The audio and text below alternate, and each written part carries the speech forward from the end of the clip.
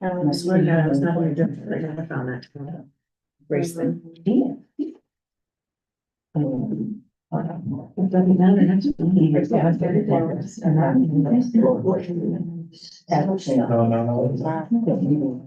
Okay, we're just getting assembled, our race meeting ran a little bit far. Cause it's race week. Do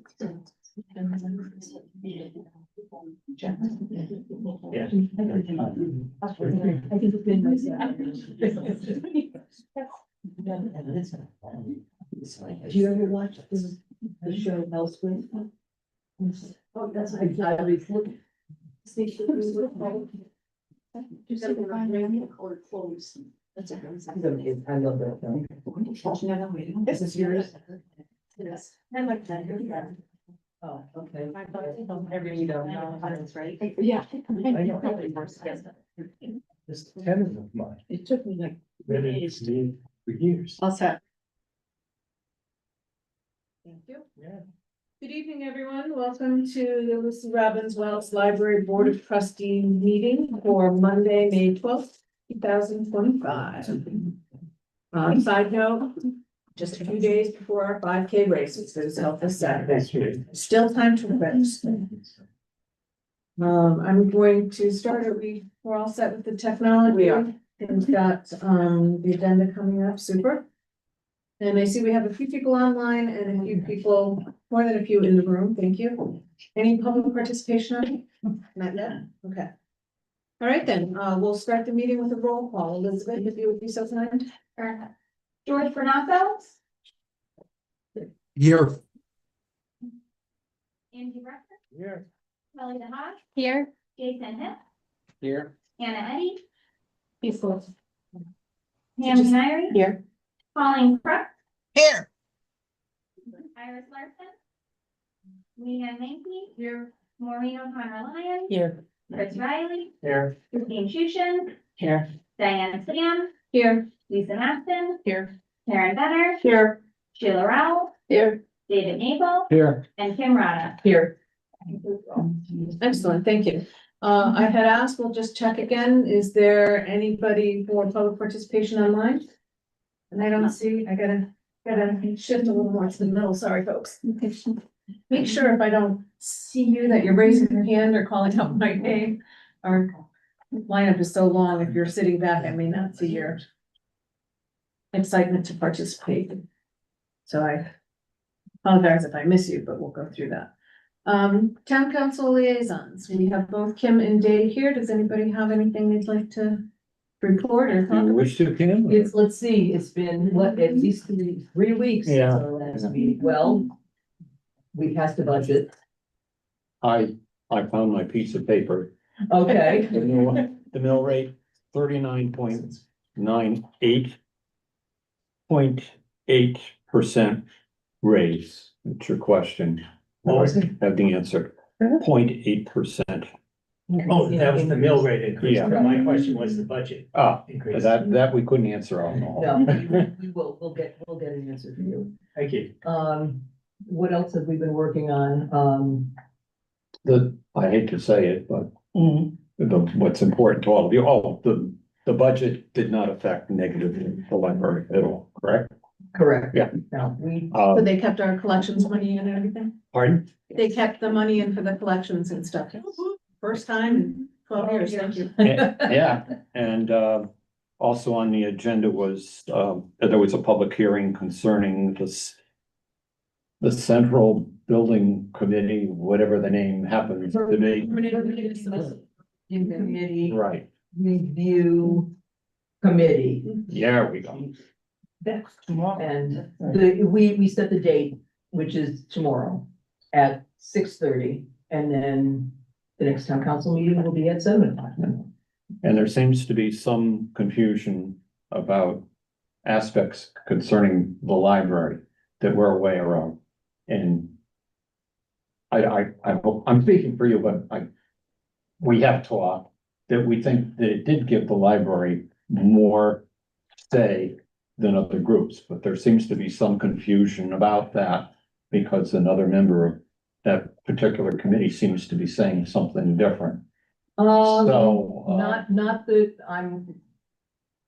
that I'm aware of. Yeah, I know What which I can, one of the things that one thing I can say, two things I can say. One thing is that once the, date for the public hearing was set, no one on the council, particularly tonight, Dave and I cannot speak out for or against, right, yay or nay, anything that is gonna be brought up and addressed. You know, what we can just say is that we have been working diligently and very hard over the last close to a year, I think, to work on primarily the language, making it more user-friendly, and trying to make this an equitable piece of work for everyone. And I'll speak for Dave now, that, we're encouraging people to come tomorrow evening at 6:30 for the public hearing, and we always encourage people to come and speak out. I mean, that's all part of our democracy and what we really appreciate, so. either pro or con. Yeah, And that includes this, and I know some people have asked me about this, and that's the reason And- I'm and quiet as well, and right. not saying one or another. and, you know, the public hearing is specific to, the proposed revisions to the permanent municipal building. And then it is a topic on, I think, under new business, it is a topic on, For our council. our council. Yeah, it meeting will be, too. it's under old business. It's under, So does that mean that if, after the hearing, could town council make a final vote on it during their town council meeting the same night? We could, because it is old business and it has been raised and discussed several times, initially under new business and then, you know, moving to old business. it doesn't And they have a necessarily have to. resolution in the packet Mm-hmm. to be acted on. So they could. All right, thank you both for the, I'm just going to look, since I happen to have the agenda, as to whether there's a resolution or not. But I think go I ahead saw it with in your there. meeting. I thought I saw one in there. we have that topic on our Online. agenda later on, so, go ahead and look and then we can talk about that. At that time, you can confirm for us. I'd like to move on. Our department head this month is Bailey Francis. And she is the head of children's, right? And teen, yeah. And teen. So we gotta make the most out of everything. We just realized how long we've been working here, both of us, cause Bailey started in 2009, she was 24. Yep. And, she was our first teen librarian. Just so you know, none of the rest of us are gonna tell you when we started and what our age is. But, Bailey was the first full-time teen librarian the library had. And, she took over head of children's during the whole pandemic, 2020, which was not an easy feat for somebody. And she's doing a great job, and she also oversees our full-time teen librarians, and Bill's gonna tell you all about what she does, which is a lot. This is the most adults that I talked to. You only look like it does. I like that. So just quickly, I know you guys have stuff to do, but children's, as you expect, I see some familiar faces online too. We do a ton of programming. So we have 5 weekly story times or play groups. In addition to our special programs, we do outreach to the schools. And that actually is, we have staff that go to all the preschools at all the public schools in town and the private daycares as well. We do have some of the private daycares come on Fridays. We say bus visits with some vans to the library as well. We have almost the entire K through 4, from all 4 elementaries come and do class visits. So that goes from basically this, October to now. And it's a lot. It takes up our hour prep time in the morning, and we depend heavily on circulation, but the kids come back with their parents, sometimes the same day, and they show them the tour and where they went, and they take out books, so it's definitely worth it. We are getting ready to do our summer reading visits to the schools, so that will actually be K through 8th grade. We have our full-time teen librarian, Sarah, we have a part-time Jen. They are going to do the fifth through eighth, and then, my staff upstairs, we do the K through 4, so that is a big undertaking as well. So just a ton of outreach where we can, we do book talks for the schools, those right now have been virtual, but sometimes, especially for the older kids, we go in, and that's a better way to make connections. We are always revamping our collection. We try to listen to what parents and kids are asking for, and that goes for programming too. So for example, we know a lot of people who are part of SEPTO, the special ed PTO in town, and so we had a meeting and we talked about, we have a cookbook club, a few different ones that a staff member runs, and kind of altering it so that maybe a neurodiverse family can attend, and so we're gonna be debuting that this summer. We're doing a drumming circle that's neurodiverse friendly. We try to listen to what the public is telling us. So, and then in terms of collections, we would get a lot of people, a lot of parents in the fall saying, my kindergartner's hitting, which I identify as little kids, and, you know, we don't know what to do. So we, and SEL, social emotional learning, is a big deal in school. So we created our SEL section, we have book lists, we have potty training collections. We separated stuff out so that parents can come in, we're there to help, but also they kind of can know where to go when they need help. And so we have a parent corner for that. So we're just constantly trying to revamp like what we're hearing our patrons and what they need and how to respond to that. And then in addition to all the programming and outreach, and we have the day-to-day minutia, which is like the classifying and cataloging and just making sure the collection looks friendly and the space looks welcoming. We have passive programming. So we have an I Spy tank. Kids come in, they get a little sheet, they have to look for items in the tank. Yep. And we have a scavenger hunt around our floor that they have to look for as well. Sometimes we'll put colorful tape and make obstacle courses in the stacks for kids to jump around on. One of the things I love the most is when I was downstairs, I loved being a teen librarian and I loved being in the reference, but upstairs it's just so friendly and inviting, and you can talk at your full voice, and it's just really cool. And one of my favorite things is connecting with the parents, because you think of what you go through as a parent sometimes, you're like, oh my gosh, but then you connect with a parent who's looking for a book on the same thing, or is like, oh my gosh, my kid's doing this in preschool, and I'm like, oh yeah, I can relate, they know, I can relate to that. And so I love that part of my job, connecting with the parents, and then the kids too are just like, you just get to know them. And I run a baby soft play program, which that too came from what parents were looking for. A lot of needed, we have a lot of programming, but not so much for babies because it's kind of a tricky crowd. We like to joke that they're the only ones that can fall asleep during a program. Like, you're not offended, but so we started baby soft play, which is just all soft toys, and is only for ages 24 months and under. So kids can kind of roam safely without that 5-year-old like kind of barreling in. And so that's worked out really well. And it's a very simple program, but it's been full since we started doing it monthly. I was asked if we could do it monthly because I would only do it as a special event. And moms have started to, and parents in general, have started to meet each other through there and then plan to come to the next one. So it's become just like a socialization. It's the one place, because we love when parents don't talk during our story times, but it's the one place where they can talk, their kids can roam, and it's kind of safe, relatively. There's always something that could happen, but so yeah, we just like to have fun. We're open to suggestions from patrons. We're gearing up for summer. I won't go all into, I did bring like what we're doing, but teen has a full plate on their hands, as do we. We're excited. It's when teen gets the most turnout. During the year, they focus more on, and we have our teen volunteer network, and we try to look at how teens use the library because it's more for studying and for volunteer hours. But then the summers when they tend to be relatively more free, and then they'll come to programs. So we try to work at that schedule for the teens. And I'm missing anything.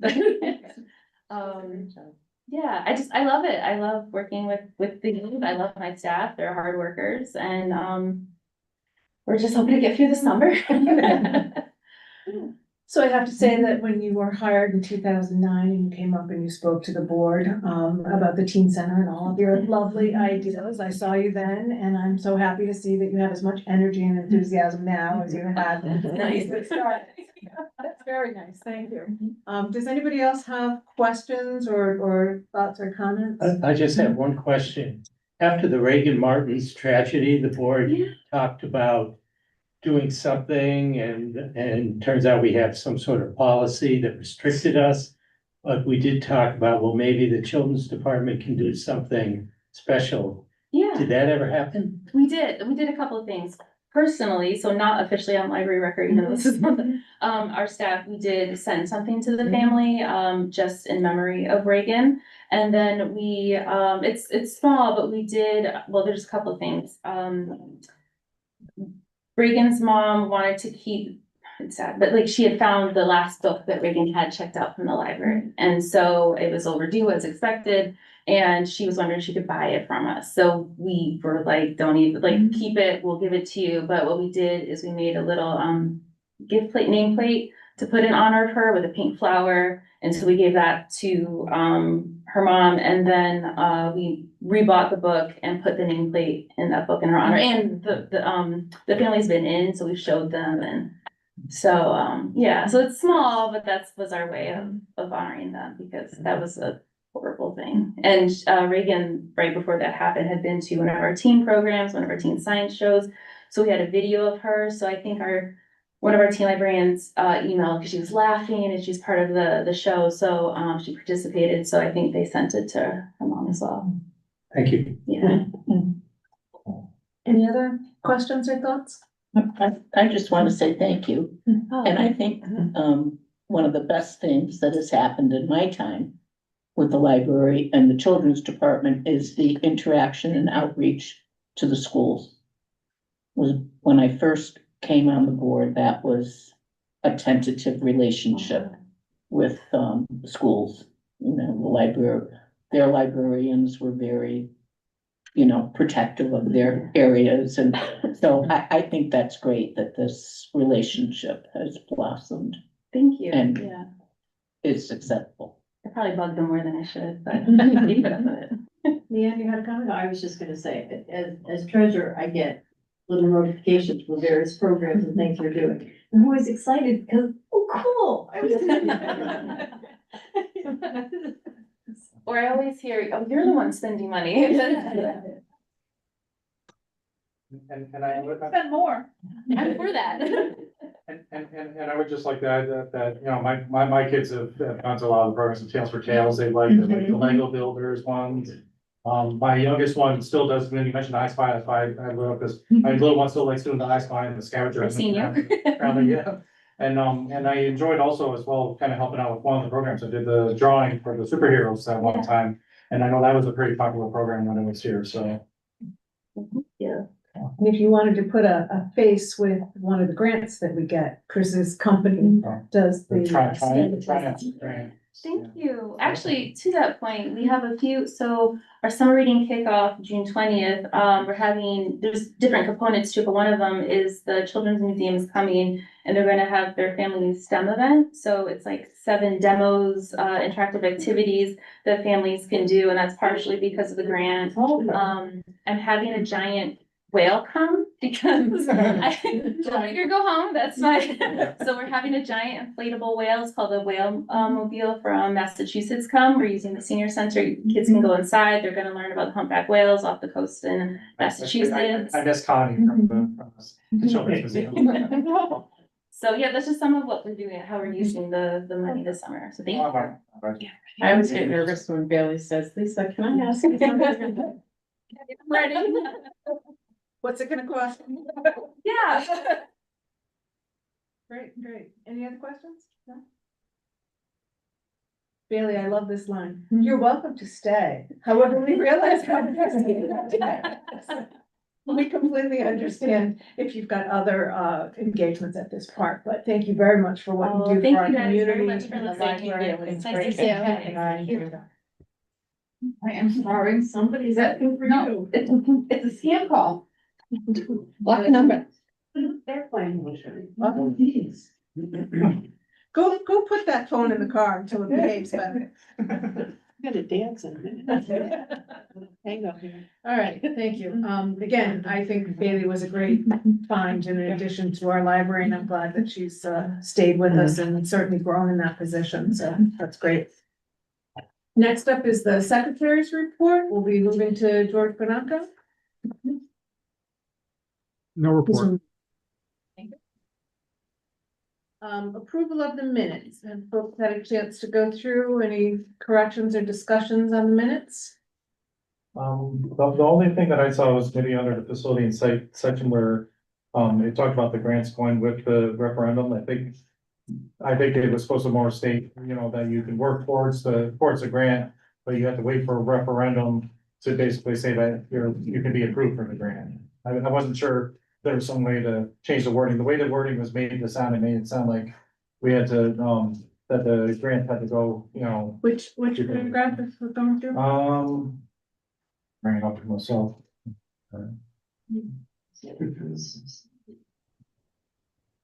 I'm trying to, I have a hard copy here. I was trying to scan it. It's page 7.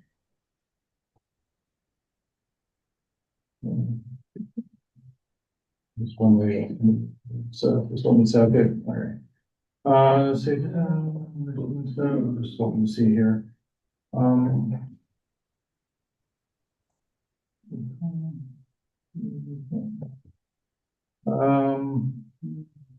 Is it, let's try and see here.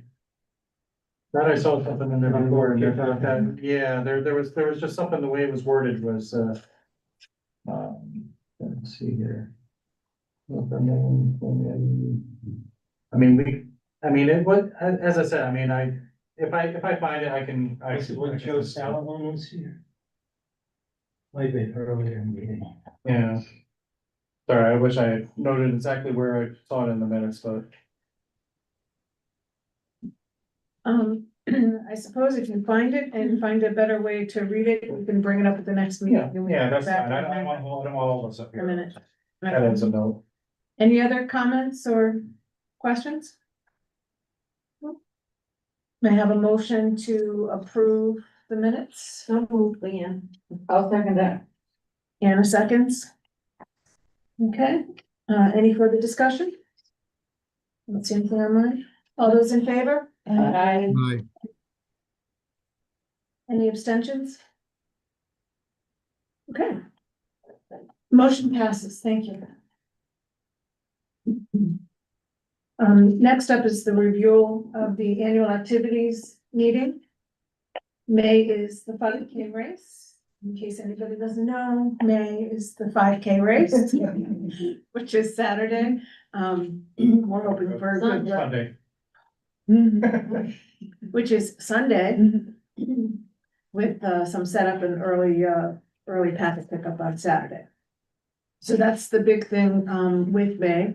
When we get through that, we will be running right into preparations for the next year. So our board normally does not meet in July and August.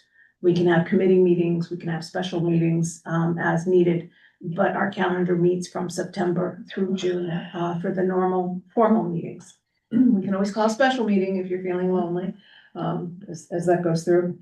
Next meeting, we'll have handouts for committee assignments and stuff. You can stay on the committees that you're on, you can try to select other committees and see what happens as that goes through, especially for some of the newer folks that have kind of been on for a little bit, maybe seen or heard some of the things that the other committees do. You might have a little bit better idea than just saying, I gotta pick 3 as that goes through.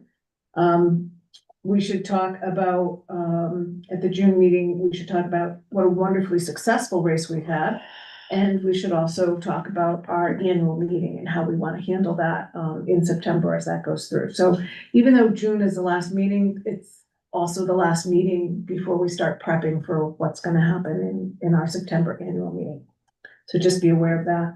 One of the things, Lisa, that I think we talked about is this is an odd year, so we're doing our staff appreciation. Did you have a chance to get feedback from them? I know, no, we haven't. We have a staff meeting actually, so I can talk about it at the June meeting for sure. We have our meetings next week. I mean, I know they like close, that's one thing. What I had a thought of, Casadoro has now that outside, porch, I don't call it porch, I don't know what you call it. Patio. Fresco. Yeah, whatever. But they also can bring down the sides if it gets cool and put heaters and stuff. So that was a thought, because that's new and people have heard good things about it. It's different, so. So timing is, I think the fall is easier for staff. I think that would be easier than getting closer to the holidays and stuff like that. Well, it's usually been September. or Yeah, summer, and I know we have to worry about Hanel, and we also have to worry about the book sale in October. Those are two things that could happen. So. Oh, no, that's right, first weekend in first weekend in November. November. But then you have, Halloween. Yeah. Is a Friday this year. okay. So, for those of you who are new to this idea and concept, staff appreciation is something that the board, hosts every other year. And we invite the employees of the library out to dinner. The board pays for the employees' dinner, the board pays for their own dinner. And the idea is not only to be appreciative of all the work that they do and how they support our community, but also to give us a chance one-on-one. You know, we just met Bailey. If you don't have kids in the library, you might not ever come across her or interacted with her. But all the people in the library, it's great to be able to sit, we have dinner, we kind of mingle, move around, figure out what's going on. And then it just helps, you know, the next time you come in the library, you're like, I've got a name to go with that face. I've got, you know, something else to go on with that. It's just a nice event. In the past, we've done things like, had a tour of the Hillstead Museum and then had dinner there. We came up with, I thought, a lot of enjoyable and creative times. And then, the library staff, we asked them, you know, it's nice to give them something that they're gonna enjoy. But they said, you know, we'd really like to, hang out together. Right, we'd like to have dinner, we'd like to have it close by, we don't wanna, at one point, we rented a bus and went down to, Griswold. Griswold. We went to the Britain Museum twice. Yeah, so, but their request was, we'd like to have the evening to mingle and get to know each other. So we were like, okay. For a couple of times now, we've gone to the Wooden Tap, they have a nice room in the back that's easy to, keep, you know, for us, which allows us to mingle better than, yeah, it just. That was nice. It makes it an event so that you can chit chat with, instead of having a table like this in the middle of the restaurant where I'm never talking to Kim or Chris, because they're way down there, right? And nobody hears, right? So when we have the separate tables and we can go back and forth. So that's what's going on. Sorry to belabor the point, but, that's what we're thinking of. And again, if you're gonna do something to appreciate staff, it's nice to have staff give a little bit of input up front instead of, you know, here, a bunch of all, you know, green hats to wear. Thank you. Can I just, it's been several years since we've asked the question, you know, what would, you know, where would staff like to go? There's been a lot of change in staff, so maybe it's, you know. Yeah, so we ask them every time, and that's what I was just asking Lisa So again We'll bring it up to check in with next them week and for sure. say, is this still what you want? Do you want they us like to to change have it up or go fun? back? They do, but it's, you know, the other thing is that it's Friday at 5 and, you The know. end of a work week. Exactly. Level 99 is opening up, I think, in Corbin's Corner this summer. What is it? Level 99. It's a hot new venue with all sorts of themed challenges and games and restaurant and bar, all that too. It's a big place and people who've been go a lot Okay. because there's so many different experiences you can have. So it'd be something totally different I than can what mention they've done that. before. Team Would building. be, well, Yeah. just something a lot more active. Yeah. And they say, Let's find out if I think what the staff wants. The other thing is hope as many board members can go as possible, because they don't know you, so this is a great opportunity, because last time there weren't as many, same with staff. But it's a great way for them to put the name to the face. It's not that we don't talk about you. it's And just- Diane has mentioned dinner, but it's casual. Right. It's not a sit down dinner. Yeah, it's not a, you know, so the last couple of ones that we did at the Wooden Tap, you come in, you can have some drinks, we start with like little hors d'oeuvres, it's more like Heavier verbs. heavy hors d'oeuvres that you self-serve, you get your plate, you come back to a table, sit down, and then you can go up again, get whatever else you want, or, you can move from table to table to talk to folks and stuff like that. Another year, we went to the web barn, you know, down in Old Weathersfield. Weathersfield, right? That was nice. And we did, and we arranged for a tour of the house. Mhm. So we went and again, small And we did groups. the Mark Twain house once Yeah, too. it was Yeah. fun, yeah. So lots of things, lots of ideas, nothing's really off the table. You know, the level 99 is a neat idea. It's something new and different that they might like. You know, as we say, staff changes, It's true. you know, whatever they're up for, but, Okay. we do always try to ask them, but we're running out of time, so. No axe throwing, please. But that big all over on the Berlin Turnpike, there's that. Really? Yeah, the one over across from the movie theater, there's a. Oh, the truck bar. The truck bar. Well, That's- lock us all in. Not on a Friday night. So again, that's coming up, and, we need to kind of nail that down, so we know what's happening. And again, June is kind of where we're gonna wrap things up for this year, or these 9 months, this school year, if you will, but get prepared, for September and October. Okay? So that's the activity, calendar, treasurer's report, Ian Mankey. Sent it out, late last week, we promised that we have, full access to the principal and earnings, the unrestricted checking account at TD, current balance, or the balance at April 30th is $42,187.83. It has increased since then because we have received the Secudo check, that's up there, and we paid a few more bills. TD money market, which is restricted funds, stands at $49,530.98. The Kingston non-investment, basically the money markets, et cetera, the unrestricted funds stand at $428,131.38. And the reimbursement for the Hale did come back into that. Investment account, which contains both unrestricted and restricted funds, stands at $414,139.18. And the Hale endowment stands at $415,258.22. All reimbursements restricted to unrestricted fund accounts for March and April have been completed to date. The restricted, unrestricted, accessible funds is listed there, as well as the Margaret Hooker, which stands at $360,145.01, which that is, unrestricted general use for the incoming gains only. One other thing that did occur in April is we got notified of the final, probate went through for Donald Johnson. We had already received 2 disbursements from the trusts, and we have been notified the anticipated, disbursement final, for the bequest is $32,500. So we filed the paperwork, and now it's just for the attorney to gather all the, signatures from all the various, beneficiaries. So, that is unrestricted funds.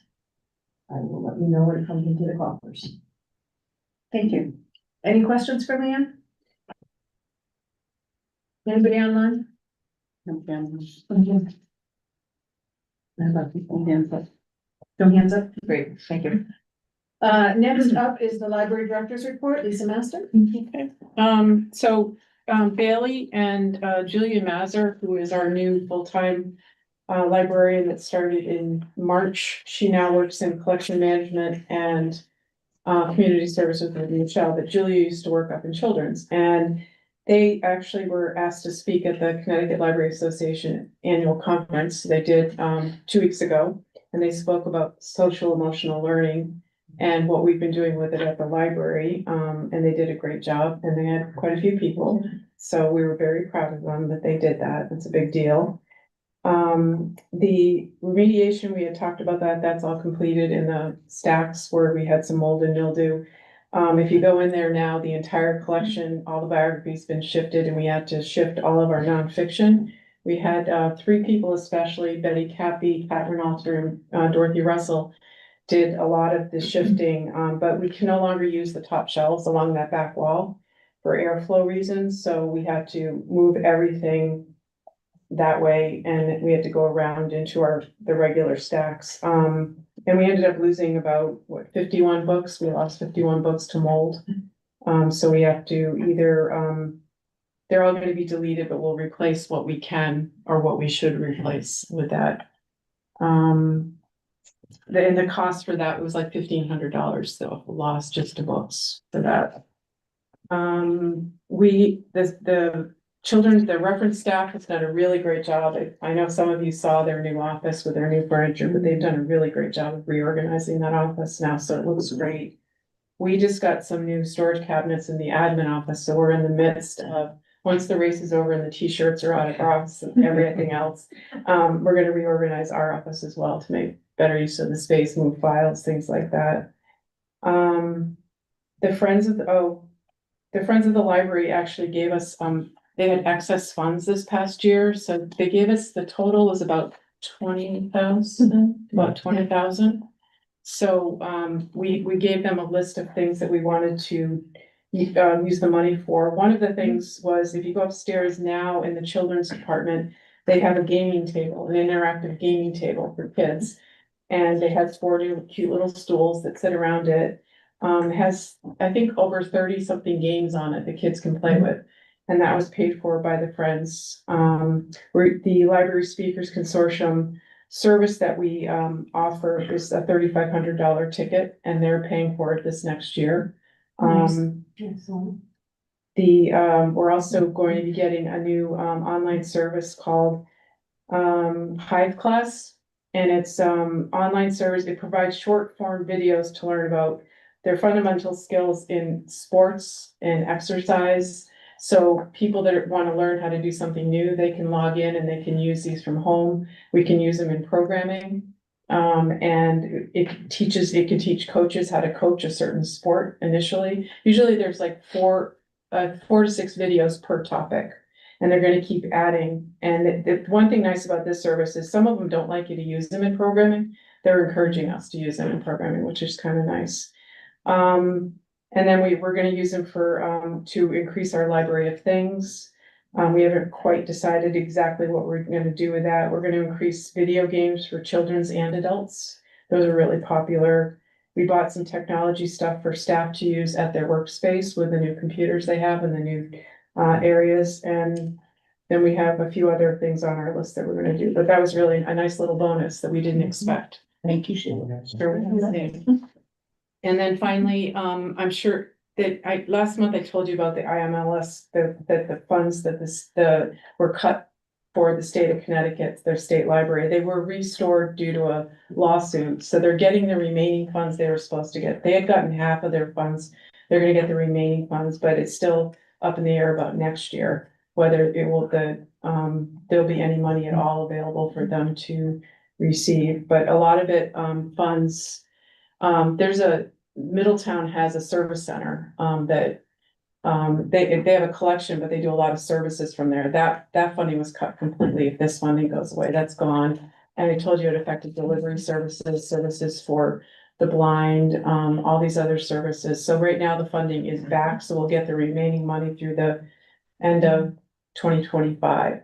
And then after that, it's still up in the air. So we still have to work with, all the state libraries are working together with, throughout the country. It was interesting, only 3 states got affected: California, Washington, and Connecticut. And they won't say why, but, they probably know why, but, We might guess.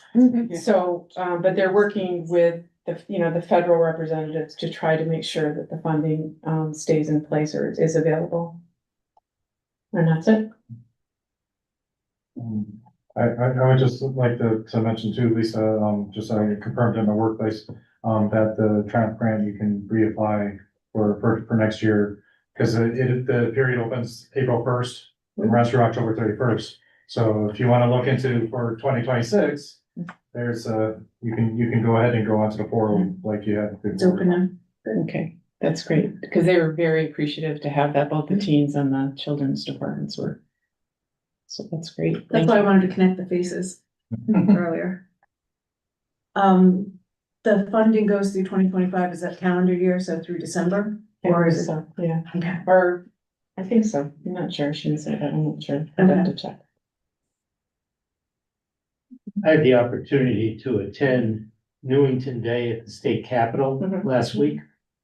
And Gary Turco and Kate Farrar were able to arrange an audience with Matt Ritter, the Speaker of the House. Mhm. And somebody raised that question about what might be the impact on Connecticut for all of these cuts in Washington. And Matt said, they're already looking at $1 billion of impact. And there are so many programs, the cuts are so broad that it's really hard to figure out what it is we should try to restore. What, obviously, start with biggest dollars. Right. But some of these things that were just 100,000 or 200,000 or 300,000 might easily just fall through the cracks because it's whack-a-mole. You just can't go after them all. Discouraging.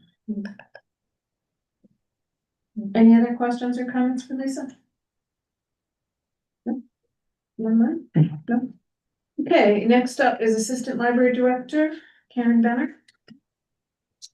Go ahead. Okay, we concluded our interviews for the part-time position that I think we spoke about, last month. Joanna Sestuli, who works in our circulation department, she's part-time, was hired to be the new children's part-time person. We just, made the decision on Friday, I believe. So she's gonna start there probably in the next 2 to 3 weeks. So Joanna is filling Julia Mazur's position. Julia left that position to become the full-time person that Lisa was talking to about. Yeah, we're having a lot of movement here. So her position will be open in the circulation department. So run those changes by me again.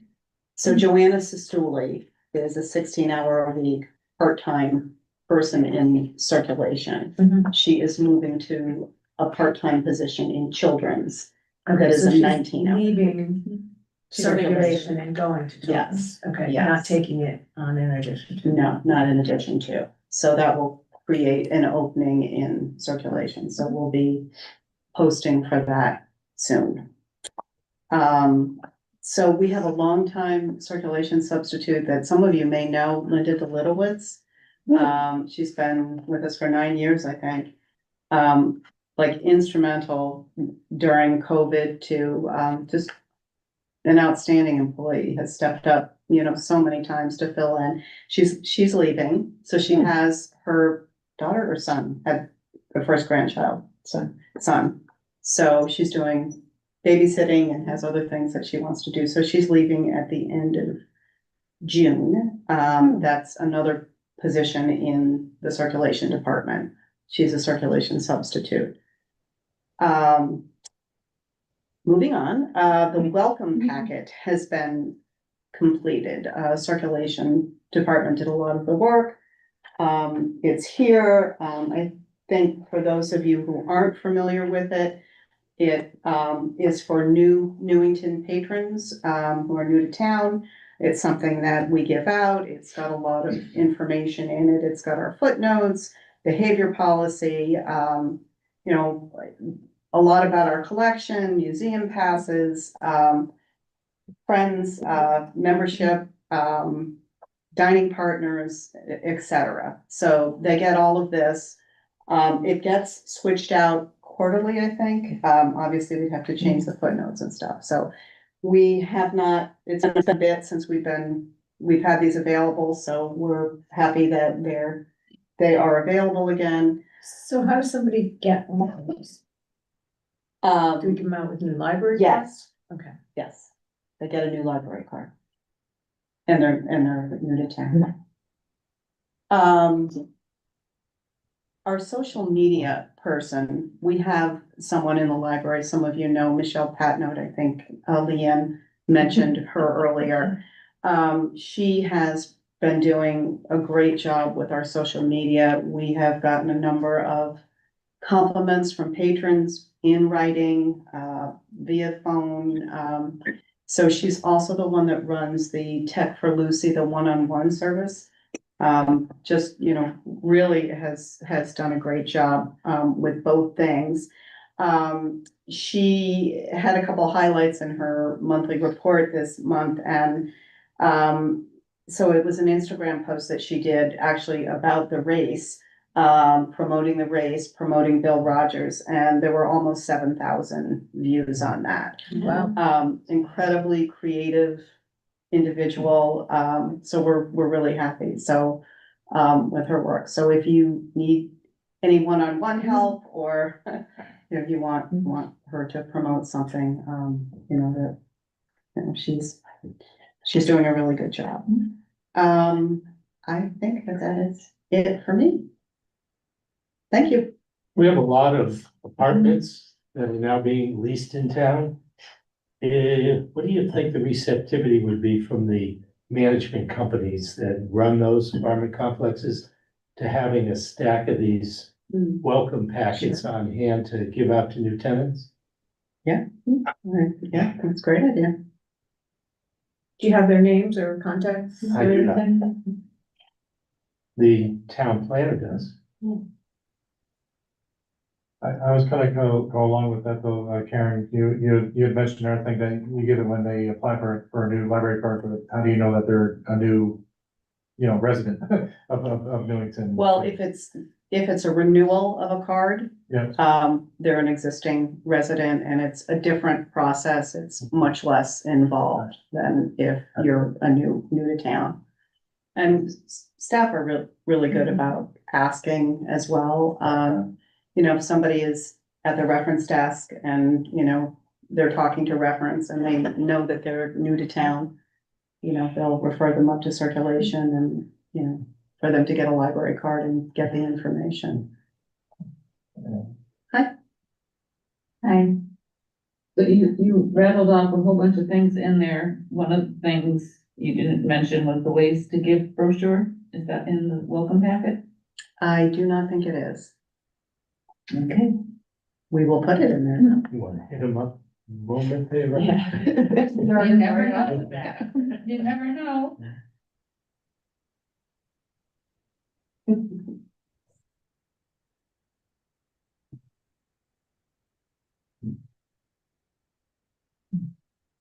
I need to write my questions down when I'm talking to you guys. I had something that it's gone now. Thank you. Any other questions for Karen? No? All right, thank you. Friends of the Library, Sheila Brown. Well, we had our book sale, Yeah. which was very successful. The total amount at the end, was $14,925. Is that gross or That's net? net, I believe it's net. Good for you. It's a- Super. Well, we were more organized this time than we've been in a long time. Things went smoother. We had a lot of, little extra things in there. We had our mascot who came for 2 days in a row and just walked around and just was wonderful and had a great time. And thank you for rescuing him from the You're welcome. other student in the back room. And then the Boy Scouts were great too. And the Boy Scouts were great. They did, you know, a wonderful job.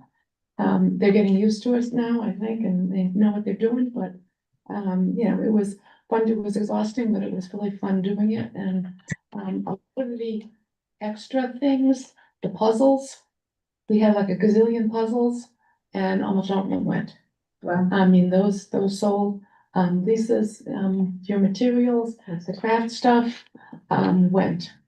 You know, we just kind of took the attitude that we'll just stick a price tag on anything. And see if it works.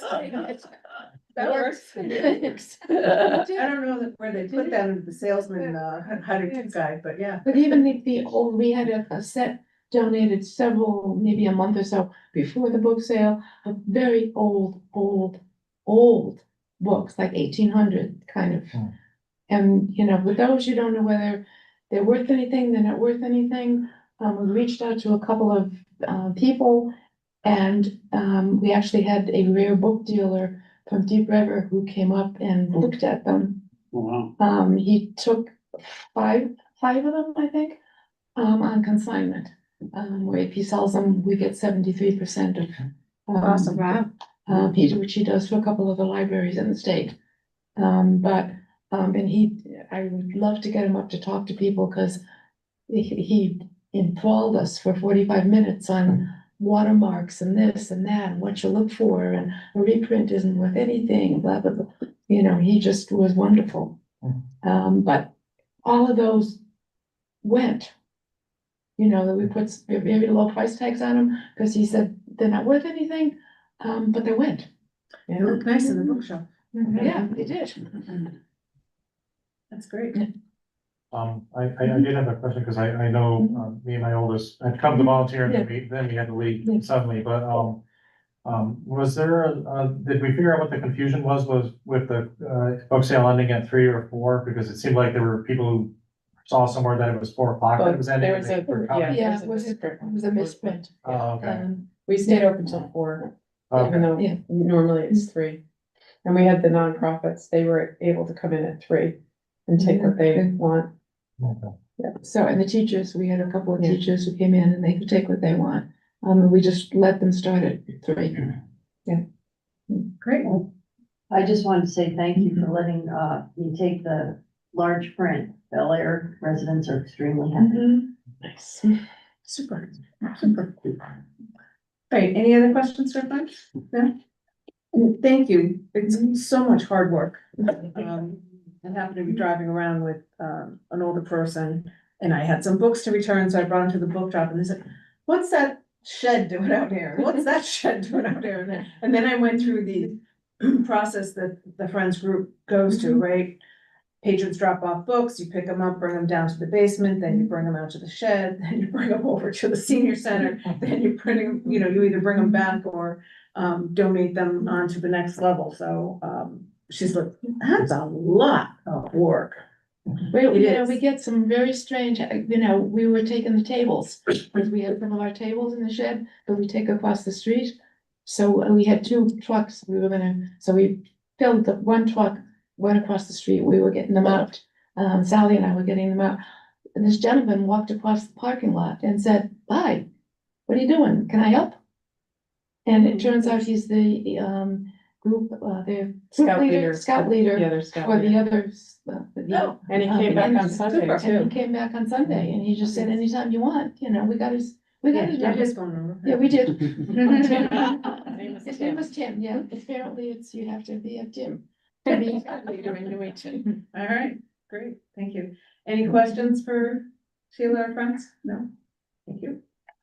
Committee reports, budget. Done. Can I just add one thing about Yes. the budget? One of the things we did get also was the CIP money, capital improvement. We had asked for money to replace our 3 self-checkouts. And they gave us money for that, and the money also includes 5 years of maintenance. We threw that in. Smart move. Yeah, the maintenance package, but we're really excited about that because we've been having problems. Plus, we'll replace the security gates. So we can do that as of July 1st. Wonderful. Super. Okay, Pauline, are you still online? Yep, I'm still online. I just had to check in with the Sibling. So next up is PEP, Planning, Evaluation and Policy with Pauline. All right, can you hear me all right? All right. We were working on 3, well, the library staff working on 3 new policies and procedures. And we did meet both online once and then once in person. And then the library staff took our suggestions, made some corrections.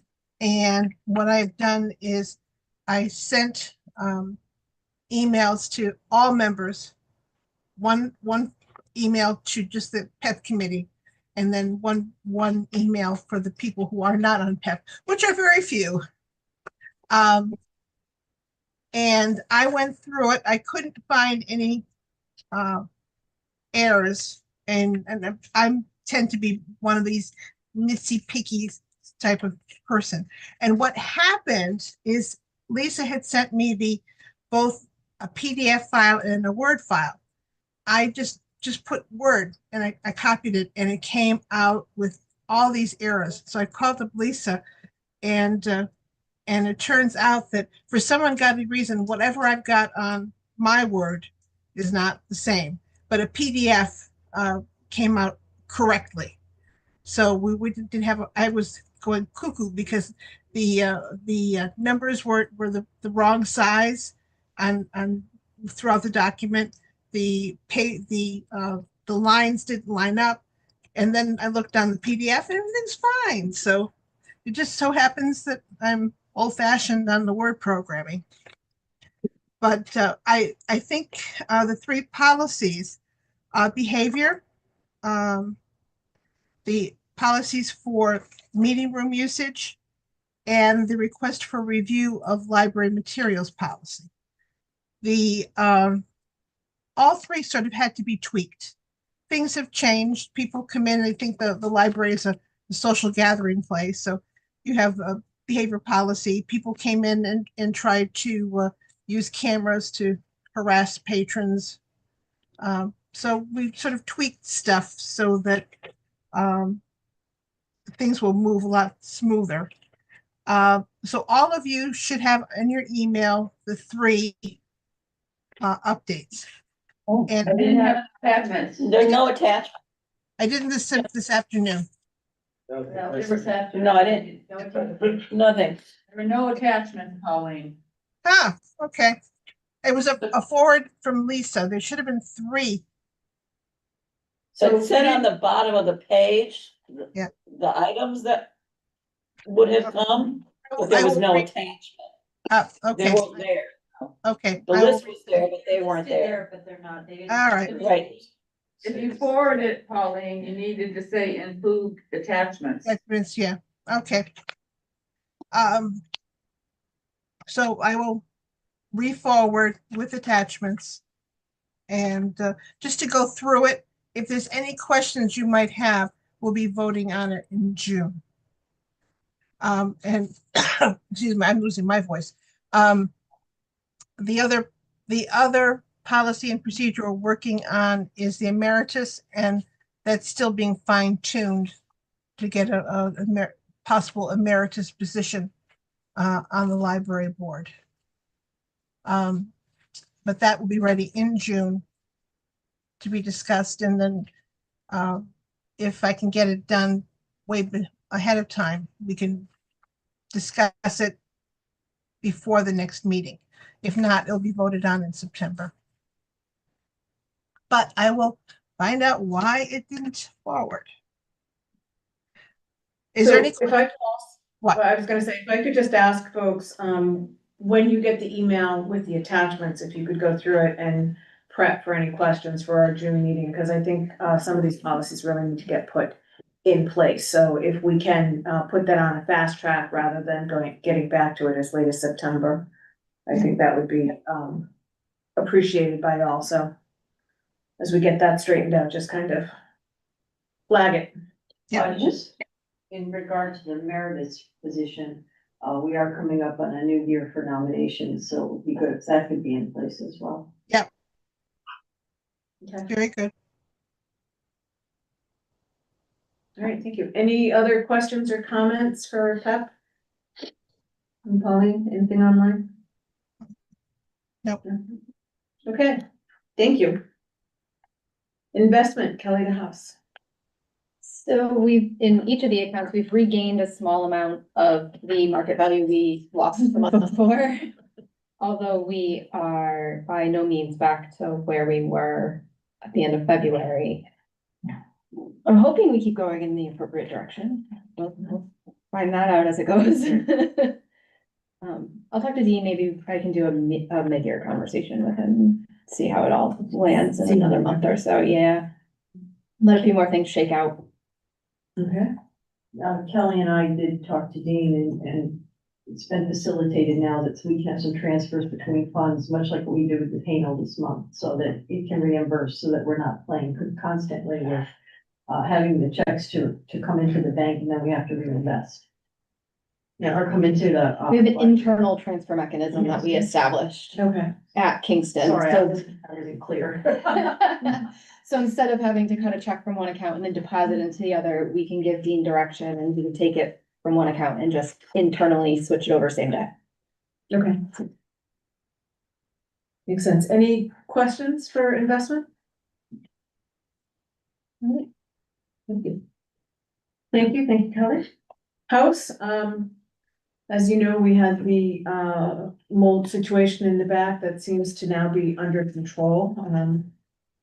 We lost a few books with that. I know, I was talking with Carolyn, McLean, the business manager, because she does the work orders for the town council and stuff. And I said, I know we talked about getting the place all spiffed up, for the race, because that's really, you know, we have 234 people running the race.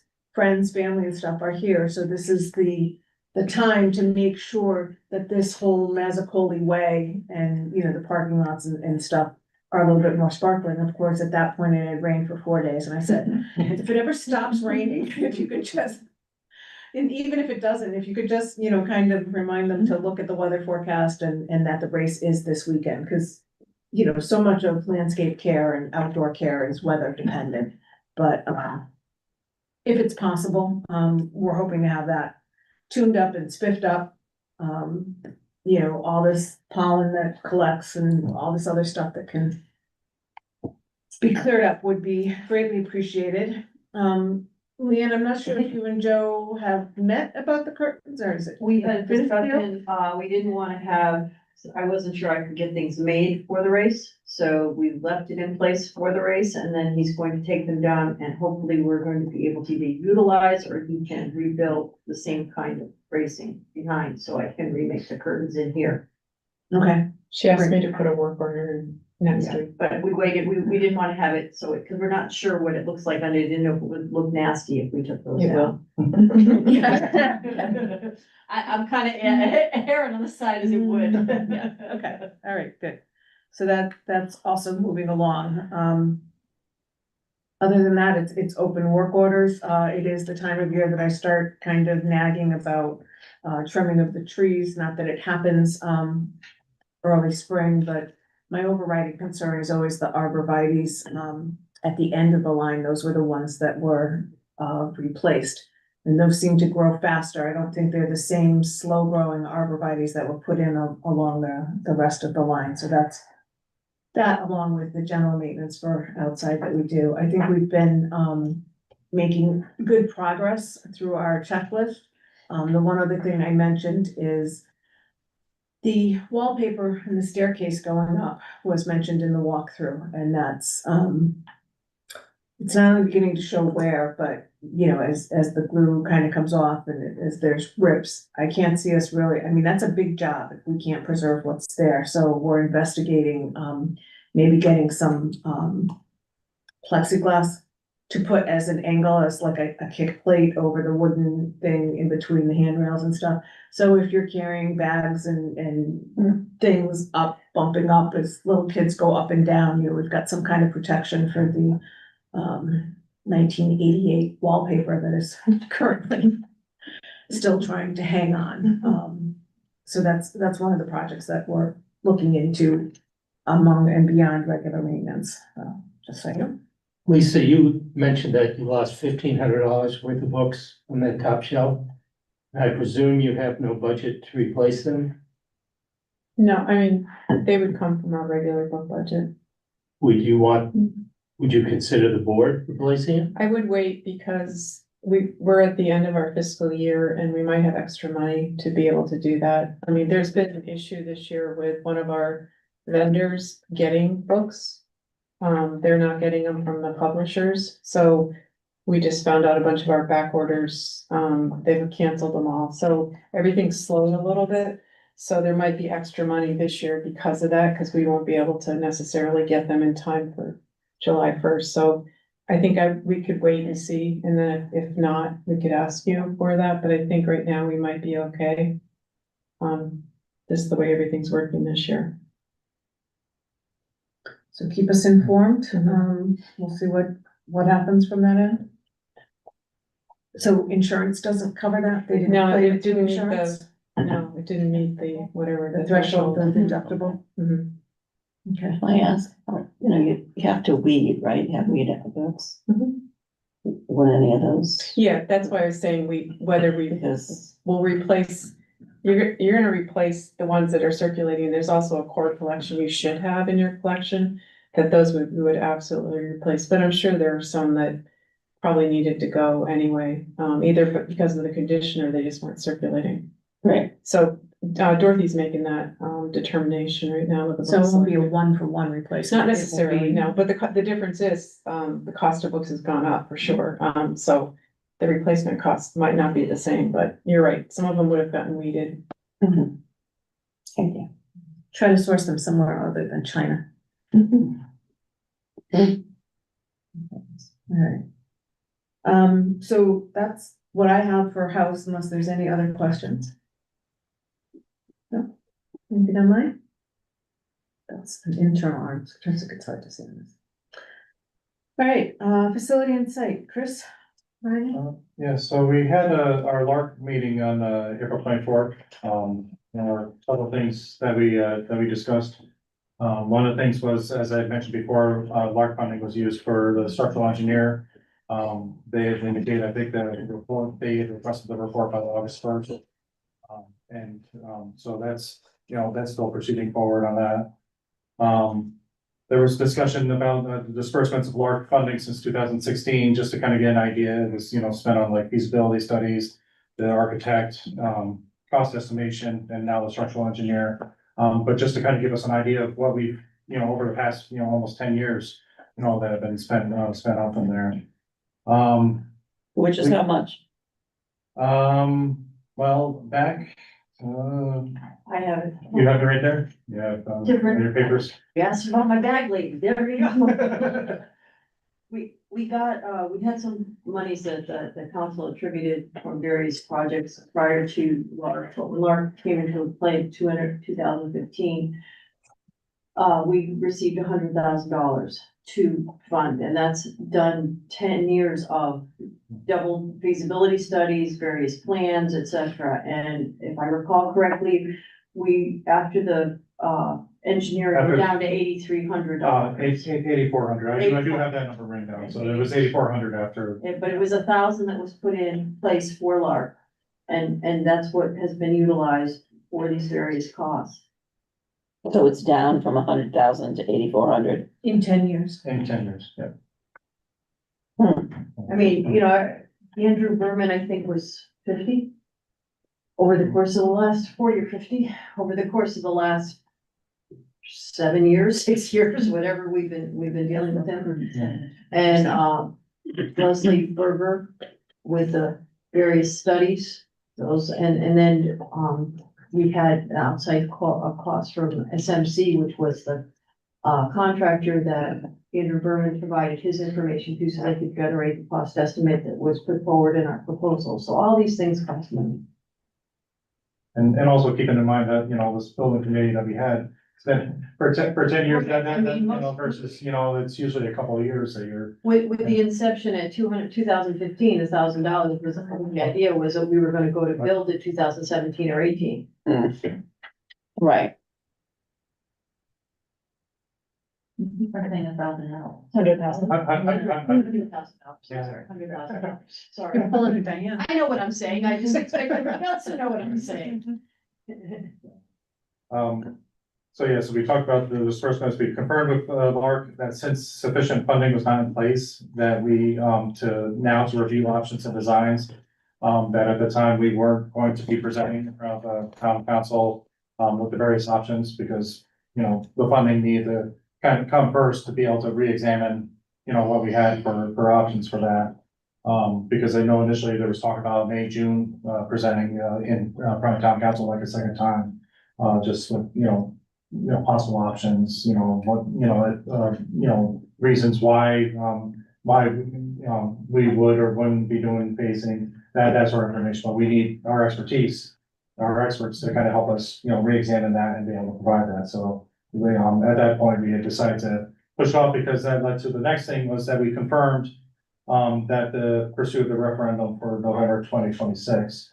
I know that had been talked about before, it had been mentioned to us before from a town council, via the town manager and the town council leadership, the feedback that we've received on that. And at the LARC meeting, we had decided, to go through that. I had mentioned kind of at our last, board meeting as well here, that, it kind of gives us, more time to be able to make sure everything's, in place, polished. As I said, I have my task list that I have for the facility and site, committee that you guys have seen, so. Just trying to keep pursuing forward with what we can, so that we're ready to go when, when it gets closer again. So then that turned to our first priority being on requesting additional funding for LARC to continue funding of the library expansion project. And so that's where we've had discussions with Eric as chair of LARC. We felt, he should be the focal point going to come through that. And we put forth, what we had requested. And, I know he, I think probably some initial talks with the town manager, and then I think it was gonna go, further to the town council, because I guess there is an amount of funding that it sounded like was available, not just for library, but for potentially other projects as well and everything like that, but we wanted to put in our request for how much we would want to pursue. And how much is that? How much is that? We had requested, 50,000. Just to at least be able to get us through with architect, through design, looking at options. We just wanted to make sure that, we had funding to continue pursuing and getting those things in place. Is this, excuse me, Kim, Dave, is this the meeting when you'll start talking about end of the year budget transfers? Don't know, I don't think so. I don't believe so. I believe on the agenda for the town council that it wasn't on there, and I think I confirmed with Eric as well. Eric looked at the agenda and didn't see it on there as well, but he was gonna follow up, I believe, with the town council or town manager, just to kind of see when that particular discussion would take place. I know when I asked the town manager about all this and the input that you'd given us on the committee, he had no knowledge of it. Oh, really? This was a while ago, but this is within the last 3 weeks, so. It seems to be some confusion, No knowledge of just for the your information. no knowledge of, end of year. What knowledge of whether the renovation proposal was going to go through this year or in the future. Okay, because we had communicated that at LARC, and as I said, with Eric being the chair. Yeah. I think at least in one of my emails, I confirmed with him that, you're communicating to him that we're, pushing it forward, so. It is on the agenda, Okay. for tomorrow night's meeting, year-end appropriation transfers. So I assume Janet Murphy will be presenting something She'll be presenting it. to you guys. So hopefully there's something there. And, we had heard one way or through a variety of ways that we were pushing off from 2025 to 2026 in terms of the referendum. So, and my initial question, because I had been out of the country and I wasn't able to come to the last couple of meetings. So this kind of makes a little more sense as to, why we made that decision, because I know, and we've talked about this a lot, that in order to come to referendum, the request, and I think that was what the June meeting would be, is to bring the request to the town council in June. If you're backing up from the November date for the referendum, when that has to be submitted for approval to be able to move that forward, because it has to go to the state. It's a whole series of steps. Timeline that backs up from I referendum date. Yeah. James, I think on that timeline, so. And so within 2026, we're figuring, still backing out to the same timeline, it's just we're But making you've sure got- we're still doing all our Yeah. tasks now to keep moving forward. I know sometimes we get the night of the council meeting details for something that's on there, like Yeah. urine things, so that may be happening, but I know it's not in the packet that we've received already. As it turns out, it is hidden well down in the packet. You don't have a page number, Yeah. $33,432. Three, what did you say? $33,432 for library expansion town hall site plan. Following his request of. I mean, this is not guaranteed. This is. No, but that's what the request is. That's what So that's 33 of the 50 that was originally requested? Sounds like it. Yeah, this will be under, there's our packet, under new business. So it'd be something that would be brought to us. Generally, for new business, it's brought to us and then it's the following meeting that it will then go on to old business, which can then be voted on. And just to let you know, the packet for, Yeah, I know. Yeah, that's what This is rather large. 60 pages. This is page 138. It's heavy. To my iPad. Yeah, right. So Dave, I just wanted to get clarification. So what were you talking about with the town manager was not? it had to be maybe 2 weeks ago, He was not 3 aware. weeks ago. And I was surprised that He was not he didn't aware. have- at that time, he didn't have, no, he thought we were still We going through could, we with could it. follow up on this because But I haven't It had talked to- to him it had within to- the last week and a half about this, so.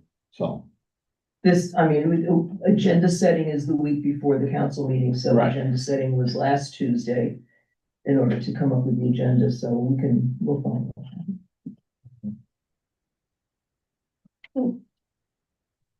For what it's worth, the memo is dated May 13th.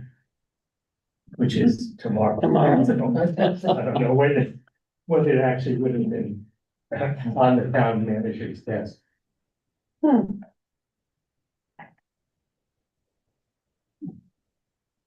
Okay, the final thing that I had in here, and it's something that we'll touch on later in the agenda, was just, talking about the building, committee ordinance, and I think it sounds like, maybe to at least provide facts, as I said, you can't say one way or the other, but, maybe help clear up some stuff, some questions. We can try, we can answer the questions. But as I said, I think that's a later agenda item, but that's kind of tied into all this as well.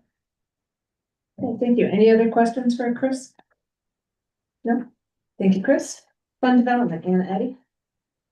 Hi, let's see, so fund development, we have met a couple of times during the course of our fiscal year. And I had several open items, so I set up a meeting with Lisa, we sat down, we went over a number of things.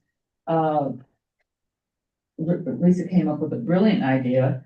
We had talked about the development of an online honor roll to recognize our donors, rather than having a boring plaque over there. And Lisa had the idea of researching our donors and finding photographs of them and just making it just a little bit more interesting. So that's something that she and her staff are working on. So, for lack of a better. We would have to ask for their permission to use the Right. photos, right? Yeah, well, some of them are deceased, so, We have some. and some of them are online already because they're deceased. Those are obituaries. That's what I'm looking at. So, Yeah. yeah. Well, the one with them, like, from 1920. You're like, Matt, who's that? You can ask, I don't think you're gonna get an answer. So anyway, so that's a work in progress, for lack of a better term, we're calling it an honor roll page. And, we'll report back on that. I was thinking more candid shots than, they've been in the library or doing different things. And we finalized the list of donors who have been overlooked for whatever reason for recognition in the past. She's double checking on a couple to see if they still have, relatives that are available, alive and available. I don't know how else to say it. So the list might sound long, but there's probably less than half of the list would have somebody representing them here. So I think if we did all of the presentations, and I'll do this more formally in June. And I'll send it out ahead of time, but, I think that we can just do it all at the annual meeting, because that's. If we did a separate event to recognize these people that were overlooked, I don't know if anybody would come, you know, besides us. Especially. That puts us every time. I know, and we don't have a speaker at our annual meeting, so may as well just do it all of the then along with, you know, whatever recognitions, and that's another thing, I'll. Well, and that can also be interesting, if we do have the pictures in the honor roll, we can play it as we go through. Well, I don't think that page will be done by then. Okay. But maybe the couple that we're going to recognize, Lisa. For, you know, that short list that you have, Mhm. maybe that group we can show up on the board. If they're not here and nobody else is gonna know who they are. So we'll Yeah, well, flush that out more and talk about it in June. so anyway, so that's that. And then, the other question is, I've mentioned this before, you know, at the race, do we want to have a legacy table? At post race, do we want to have something there that people, if it's not raining? You know, the little reader's sprint will be over. I mean, I could go from, we don't have to have it set up at the beginning, we just have it afterwards where people are just meandering around. I'm just throwing it out there. And would we even want to consider putting the expansion board up? That's. Just throwing it out there. I think just if it's not raining, because the trifold will melt. Yeah. I would suggest we at least have that up. It can inspire conversation. We don't have to have anything formal going. Right. So, if we have that up, we could put some legacy flyers out on that, just Yeah. as a, you know, an interest thing. And we need somebody to man it. Well, I could man the legacy side. Well, I'm doing traffic for a while, but I should come back I after should be that. floating around. I don't have a specific assignment. Oh, yeah, that. There's your volunteer right here. There she is, Kelly. I'm floating around, I'm not specifically assigned anymore, so. Okay. Well, I'm done at 10 after the little readers run, so. Hmm? Well, if everyone's trying to jam themselves inside, it might be a real good pitch. Yeah, that's right. Yeah. Over here. Yeah. Oh, so now we gotta pray for rain? No, don't. No. I'm not gonna ruin an entire event. All right. All right. We'll You know, gotta have try your that and get some things prepared to have. I ready did to have be a put out. question about the honorees. Okay. Something I kind of floated out after our last meeting and I kind of threw it out there. We have a couple of, people who donate on a regular basis. They don't give a lot, but they are, every time they come in and use the library, it's Steady it's set, they're steady givers. And the group that comes to mind is, Dharma Drum. They've been coming to us since July 2016. Every time they come in, it's $50 to $75, and over the course of time, from the records that I can put together, because there's some missing aspects in there.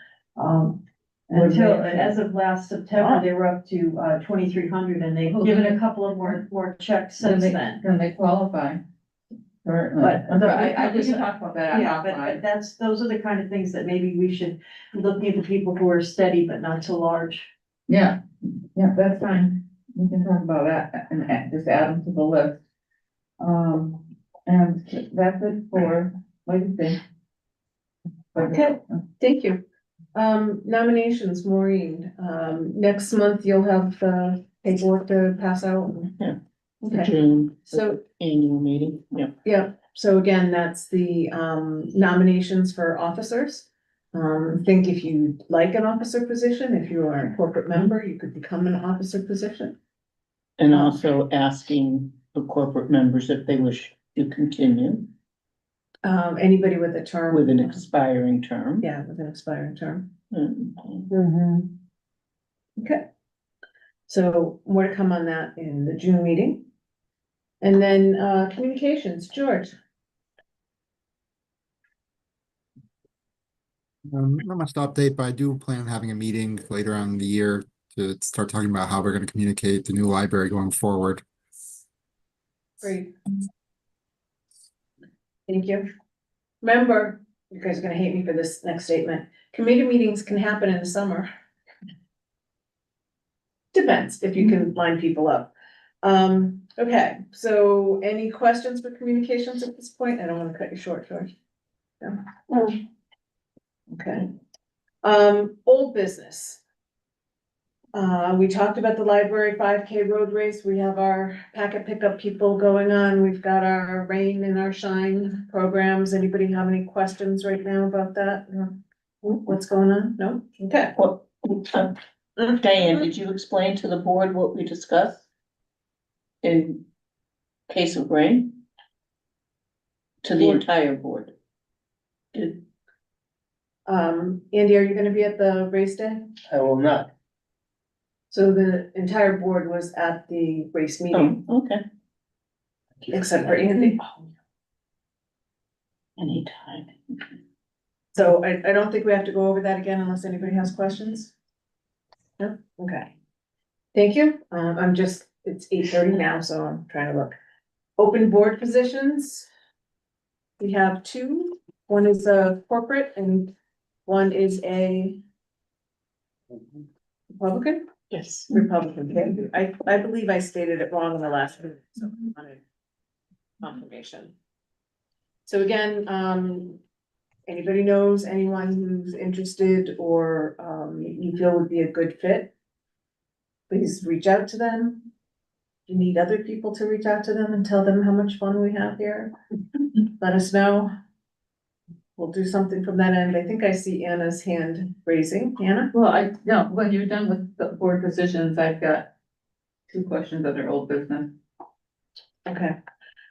So again, board positions, and usually I don't like to call names out in the public up front. So if you have somebody that you know, that instead of saying, oh yeah, Jane Smith is somebody we should really ask, because you don't know what their feelings are or anything, but just, approach us offline and say, I think these people would be good, or this person approached us. We'll get the names into PEP and go through from that end.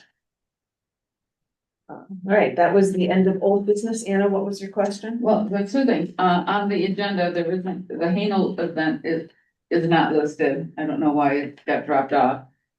Maureen and I can report on it. You wanna talk about Hanel, what we got? Cause we already have 2 booked for this year, but We have, a December event. Which we. So we had one for this year and we have a December event. Right, we've already had an event in March. Right. We have a December event booked, which is the Jukebox 4. Yeah. Which is a doo-wop group, and it's, and sounds very interesting. and they'll mix in holiday. Yeah, but it won't be strictly holiday music. And then there is something that we're going to ask the board for funding for a 3rd event in October. The performer's name is Peter Perfido. He is a native of Newington, but he now lives in France. And he's a professional musician. He's a saxophone player. And he's going to be in town on Friday, October 17th. And he would like to do a program for us. He's been trying to connect with the library in the past. Yeah, he's been in touch with Michelle. The time has been off. Yeah. And Lisa was good enough to figure out, when the fall book sale is, and fortunately, it's not until November. So it's Friday night on October And 17th. he would bring somebody He's with bringing him. somebody with him. And he only charges $400. So, when he presented that to us, we just said, oh, that would be fine. And then. And then, we'll provide refreshments. In 400 is very reasonable, considering some of the music does it play? jazz. He's very well. Yeah. Educated, he's got, you can look him up, Perfido, and his credentials are very good. But he's, you know, he would love to do something in our library and hometown-ish and, you know, I'm sure it would be a draw just because of maybe family connections Yeah. and friends. And, I don't know how much Tell him self-promotion. we'll let anybody from his family in for free. That's a great promotion. So It's Peter, PERFIDO. There's a website anyway, JIMDO.com. Jim, I be was free. with the Pamela Perfido, was she related? I don't know, could be. He didn't talk about who. Didn't give you his family Family tree? was. So this is, you know, I think it's interesting because we've discussed this before about anal. You know, Mr. Hanel asked that at least 2 events be held. But it doesn't preclude that we could do more. And certainly when we had our 80th, we did 8 events, Yeah. which was a little heavy, but it's doable. And there is money available, so we always have the 2, and if something like this pops up or something else. We weren't looking for this came to Right, us. he came to us. So, He's a saxophonist. pardon me? He says he's a drummer. No, he switched, I think he, Well, let's see, I may have read that. He will be performing on the East Coast with a saxophone player from France. yeah, I think So, he's the drummer. Oh, and I'm like, but, so what we are asking, I'd like to say, make a motion that we approve his performance on Friday, October 17th for an allot of $400 from, Second that the motion. annual funds. I would just amend it and to include the additional costs for the event itself, the miscellaneous, Oh, like food, etc. So up to, 600? We're not gonna spend how more much than 2. did refreshments?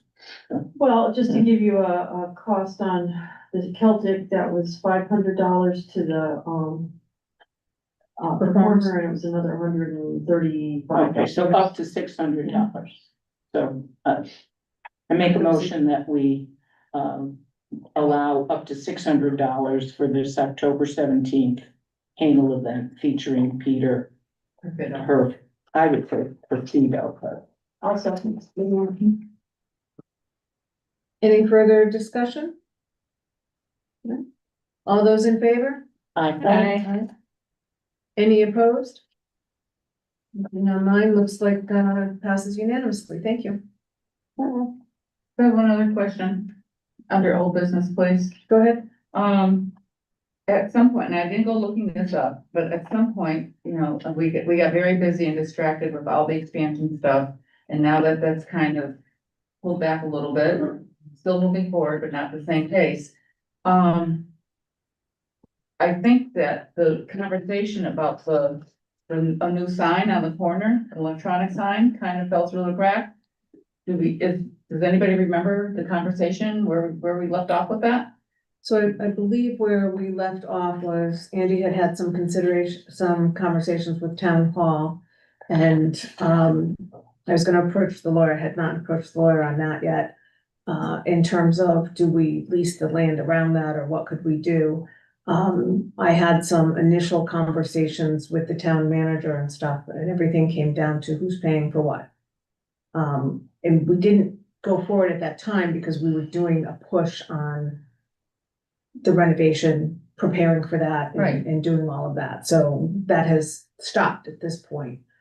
We can pick it up again.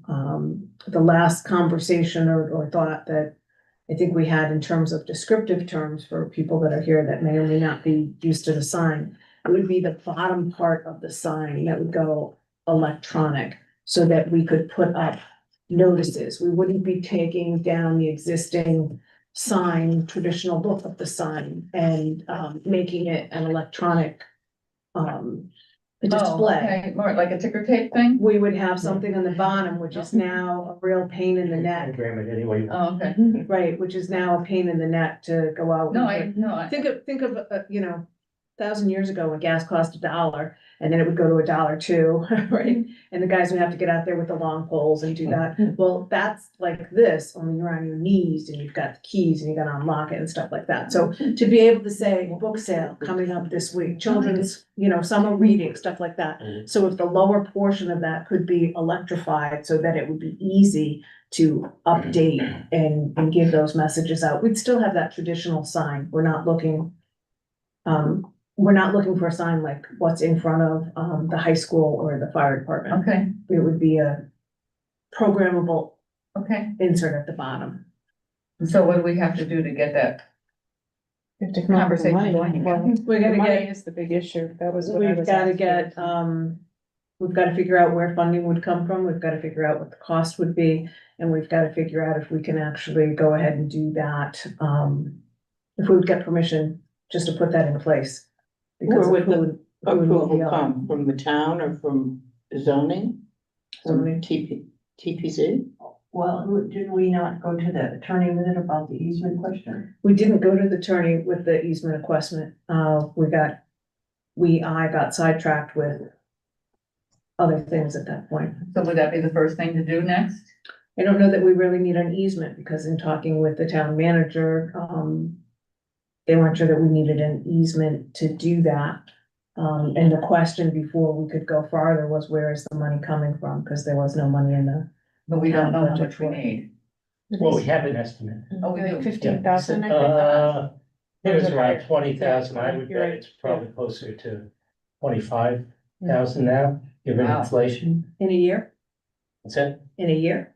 Maybe Or when was the quote? 2 years ago. We had the already. quote 2 years ago? And you're not dealing with the conventional billboard sign like you see in. It's the same sign as the fire department company one. But we have. if you're trying Or to does keep it? that same frame, if you will, with the Churchill doorway, then it doesn't, it may entail some more work. I mean, the sign company's been out to look at it. It's a 2x6 sign. It's, Just insert it I without. think, Yeah. yeah, basically. I didn't know if there was a aspect of that. did the town manager offer at all to do needed at least 2 downtown departments? One was building and grounds to trench for the cabling. The other was IT to connect it to the computers that we have wherever. They haven't, I don't think it's been just But discussed. was he That was- amenable to having town forces do that part of it? Discussion didn't go that far. Because, I mean, we got the money. And this is something that would really be beneficial. Yeah. And if Chris got the town council to agree tomorrow, we're still looking 3-4 years before you'd actually have a ribbon cutting. So it would be a great idea to put it in under the expansion project.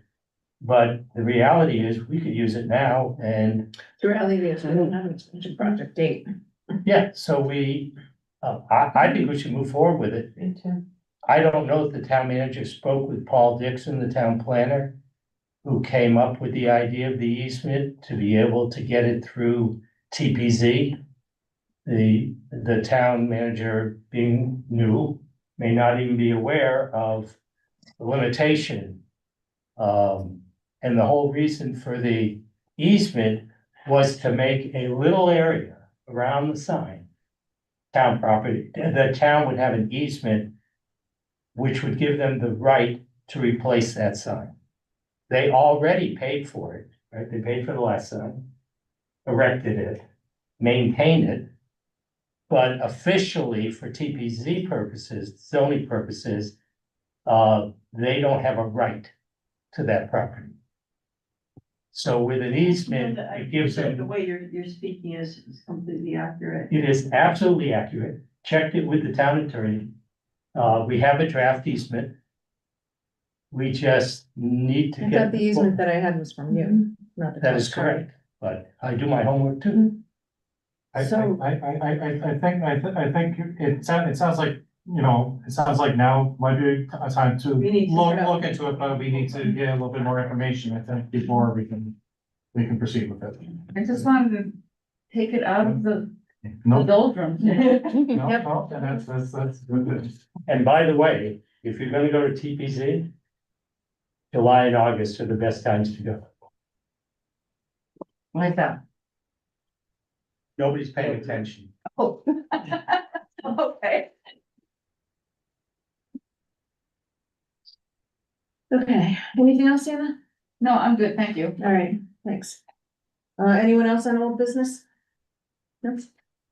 Okay, new business, Permanent Building Committee, public hearing. There is a public hearing on the Permanent Building Committee tomorrow at 6:30. I just noticed it's incorrect up there. It says. Yeah, 6 the o'clock. six. It's six, it is 6:30. It's just says it's up there. It says. Okay, so what's posted on the agenda says 6, that's incorrect, it should be 6:30, thank you, Chris.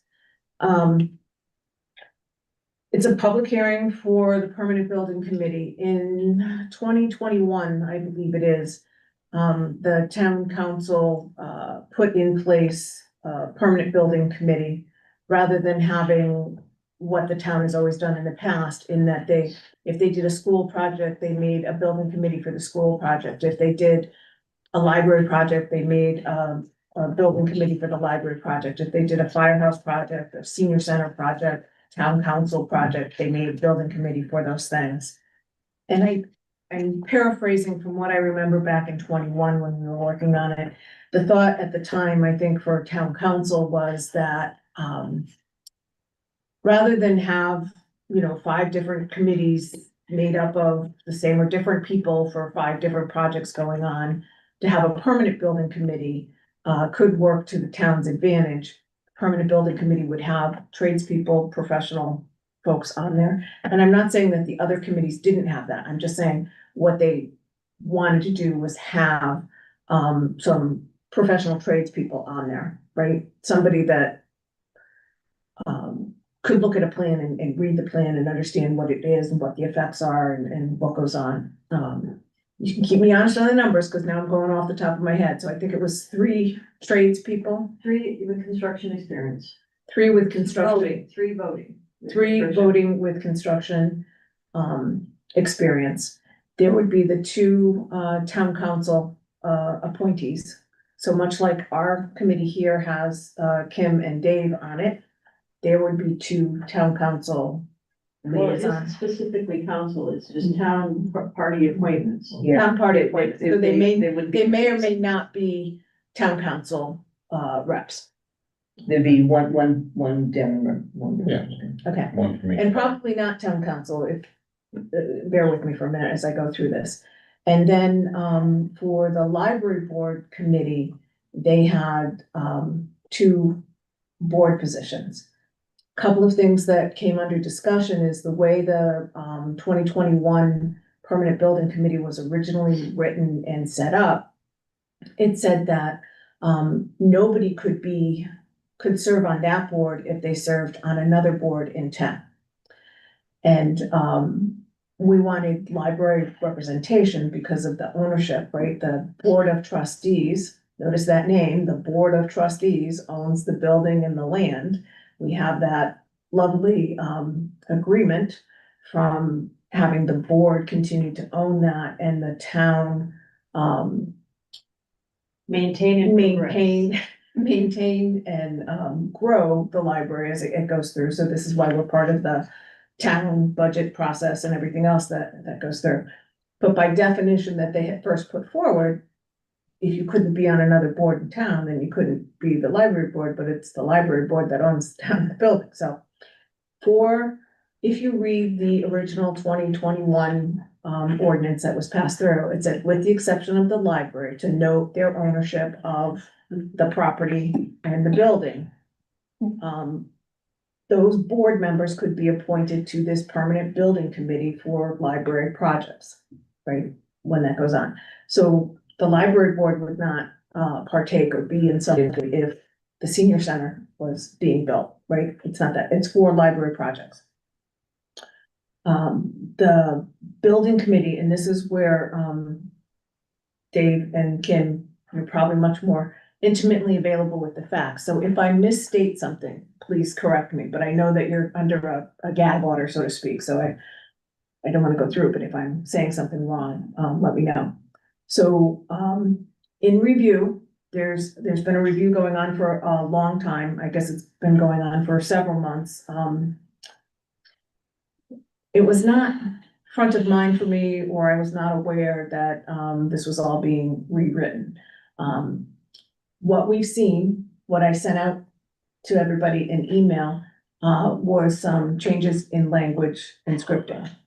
What it appears, from our reading as we go through that, is that, certainly the library is still, the setup for the library is the same as it was. I keep referring to it as the voice of the library, right, in comparison to everything else. When you read the changes, they have listed ex officio members, from fire, from the Board of Ed, superintendent of schools, stuff like that.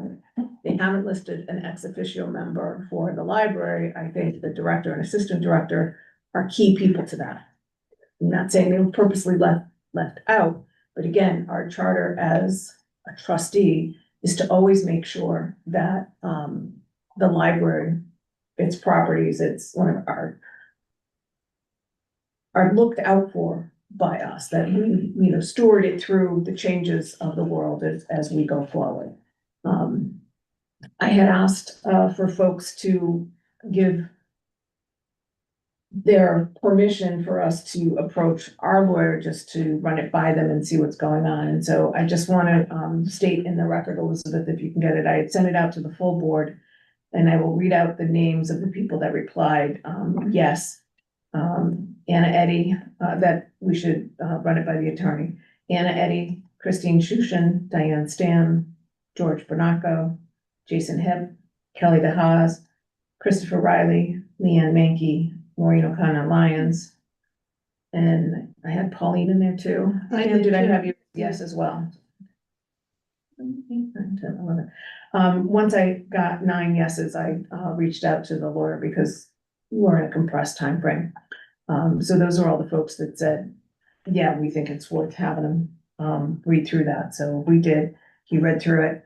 I sent an email to you folks this afternoon. Some of his comments, one of his comments was, yes, the voice seems to be different. Yes, we should have language in the permanent building committee wording that calls out the need to have our director and assistant director part of the ex officio members when it comes to library projects, things like that. I know I was getting some comments in the emails, privately, or maybe, group as that went through. I'm sorry, I'm gonna try to, bring up the other comments, and I don't know if I can do that without dropping myself from whoever this is. You won't see it up there. I'm not connected there. Thoughts, concerns? There is a hearing tomorrow. Any kind of discussion, any thoughts or concerns that are brought up tomorrow. And depending on what you say, how persuasive you are or not, I believe the intent, because it's on the agenda, is to go through the hearing and then possibly vote on passing the building, permanent municipal building committee as written, unless they make an amendment in the meeting, as that goes through.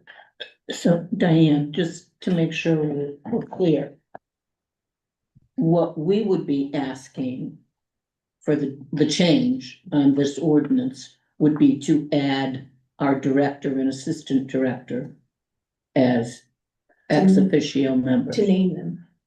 Name them and have them, because other departments are represented by their department heads, but we are not. Is that across the board? Some are. Not every department head is listed. It seemed kind of top heavy with fire department personnel. And again, I come from a firefighting family. I'm not disparaging, but I would certainly advocate for Lisa and Karen to be ex officio members. Well, it's not ex officio, it's members of the advisory committee. Advisory. No, that's ex officio. It's like sufficient, that's. Ex officio to what? To our particular committee. They're two But different there's- things. Which would be voice, no vote. Right. But the thing that, Hold on, let me just back up, because I think Andy made a good point. The new write-up has ex officio and advisory.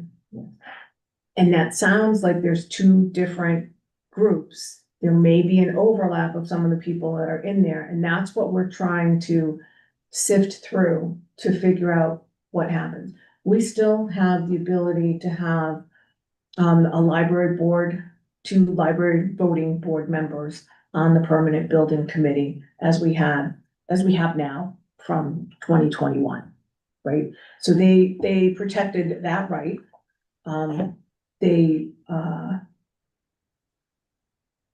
We have those 2 board, and it doesn't matter that we're on a board. Some of the changes that were written in is for other departments. If people are serving on another board, they can be on the permanent building committee, but not vote. Right, is that a correct statement? I don't know if you guys. I thought they were taking that recusal out. I thought that was being removed. You could serve. We did that, originally, as you said, in the one that currently stands, that we've been reviewing and revising, is that if a person served on the Permanent Municipal Building Commission, they could not serve on any other board or commission in the town. We had long conversations about that, and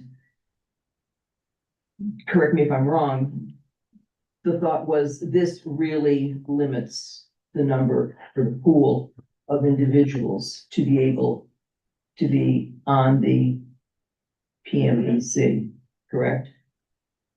I believe so. Go ahead, Mia. Well, my understanding, and again, I've been around too long, I guess. When this was being hammered out, it really, what evolved at the end of it was what they call the proposing bodies. It's not departments, it's proposing bodies. All proposing bodies, including the library, would have a 5-member commission, 3 construction, 2 political appointments. And the remaining, for all proposing bodies other than the library, stood at 5 in their voting capacity. They had ex officios, advisories, etc. This new configuration or revision or proposed revision, what it does is make that the proposing body, whether it's Parks and Rec or whatever else, they will now have 2 voting members as well. So what we're talking is now all committees, including the library, will have 7. And by state statute, we can't go beyond 7. So it's not like we can add 2 more on the backside of voting. When we were talking about this in 2021, one of the things that I guess makes me concerned, and I don't want to be adversarial here.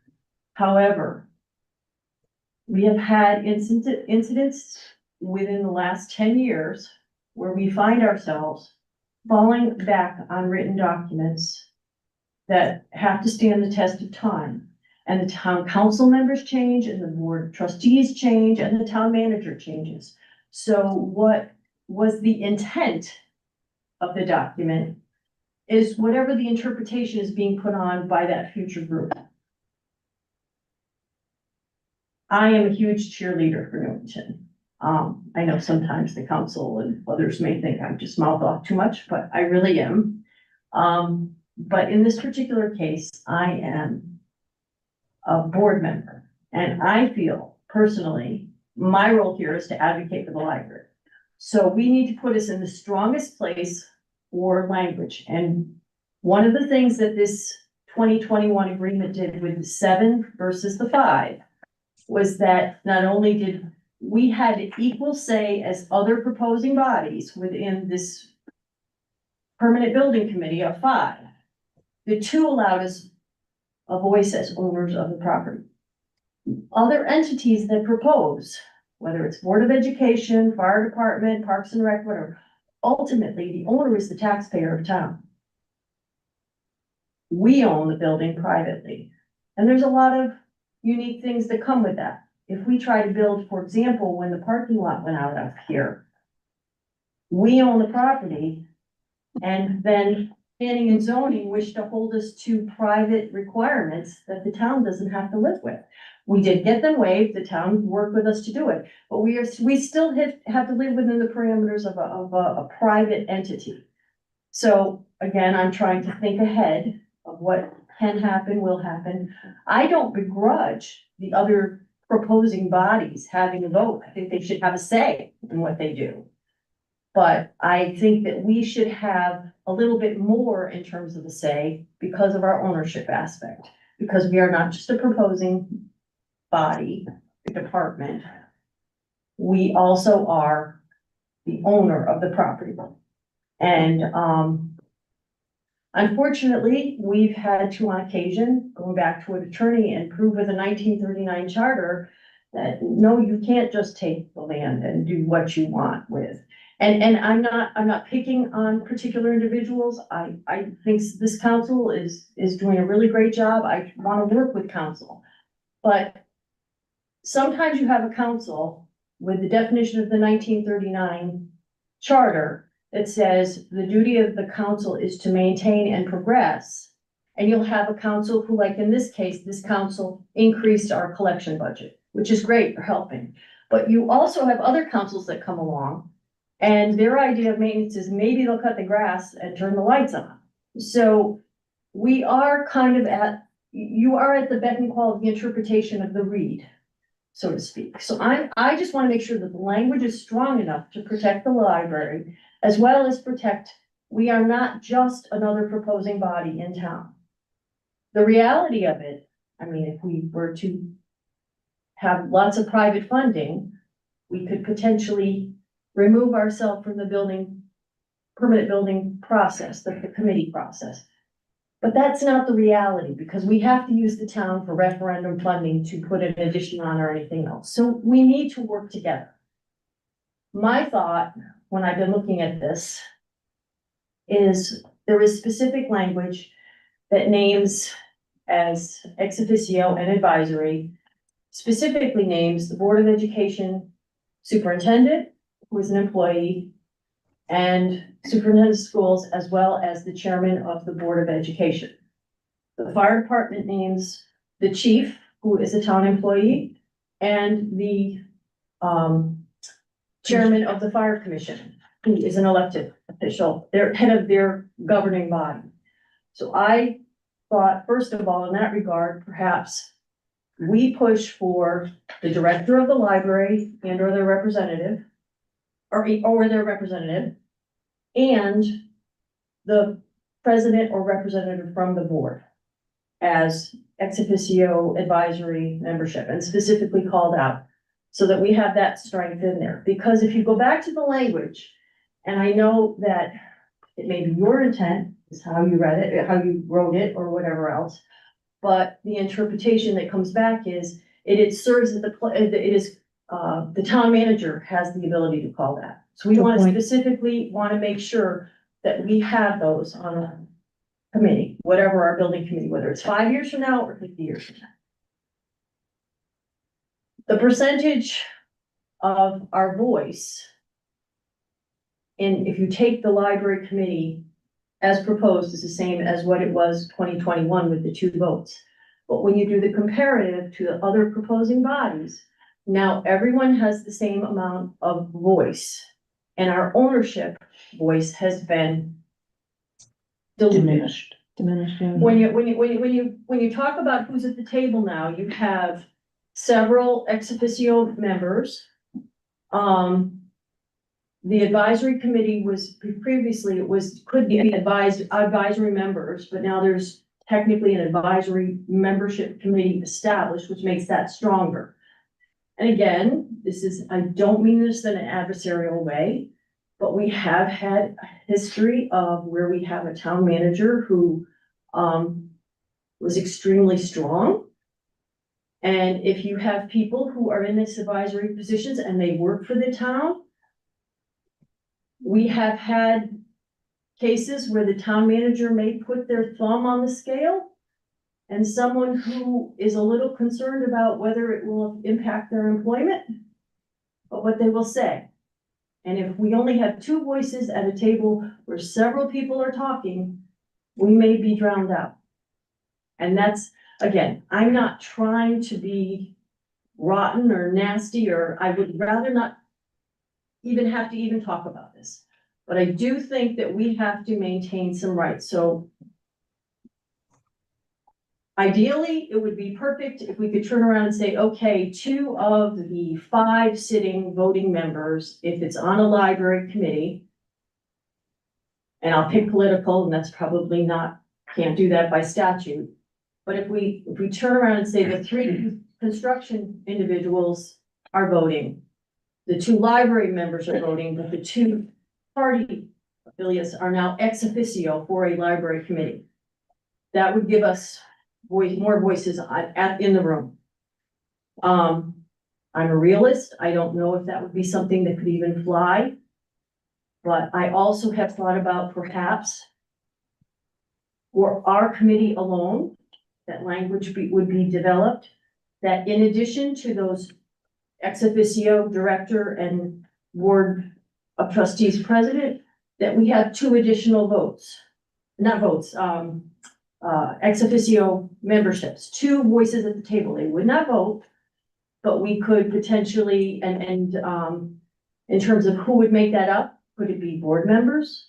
Could it be construction people? But it would be recommended for appointment or appointed by the library board. I come back to, for example, our original LARC committee, which is a building committee. People from the public who were appointed, our chair at that time was in the construction industry. And one of our other members was a retired library director. So it would make sense, doesn't mean they'd have a vote, but would they serve and do that? So I'm thinking if we can't do a replacement of 2 votes and have those additional votes, potentially we recommend as a compromise that we would be willing to settle for at least some additional voice at the table for our ownership. I don't know that these are solutions, but I have been putting a bit of thought into it. That's my thoughts. Can I just ask one question? For now. No,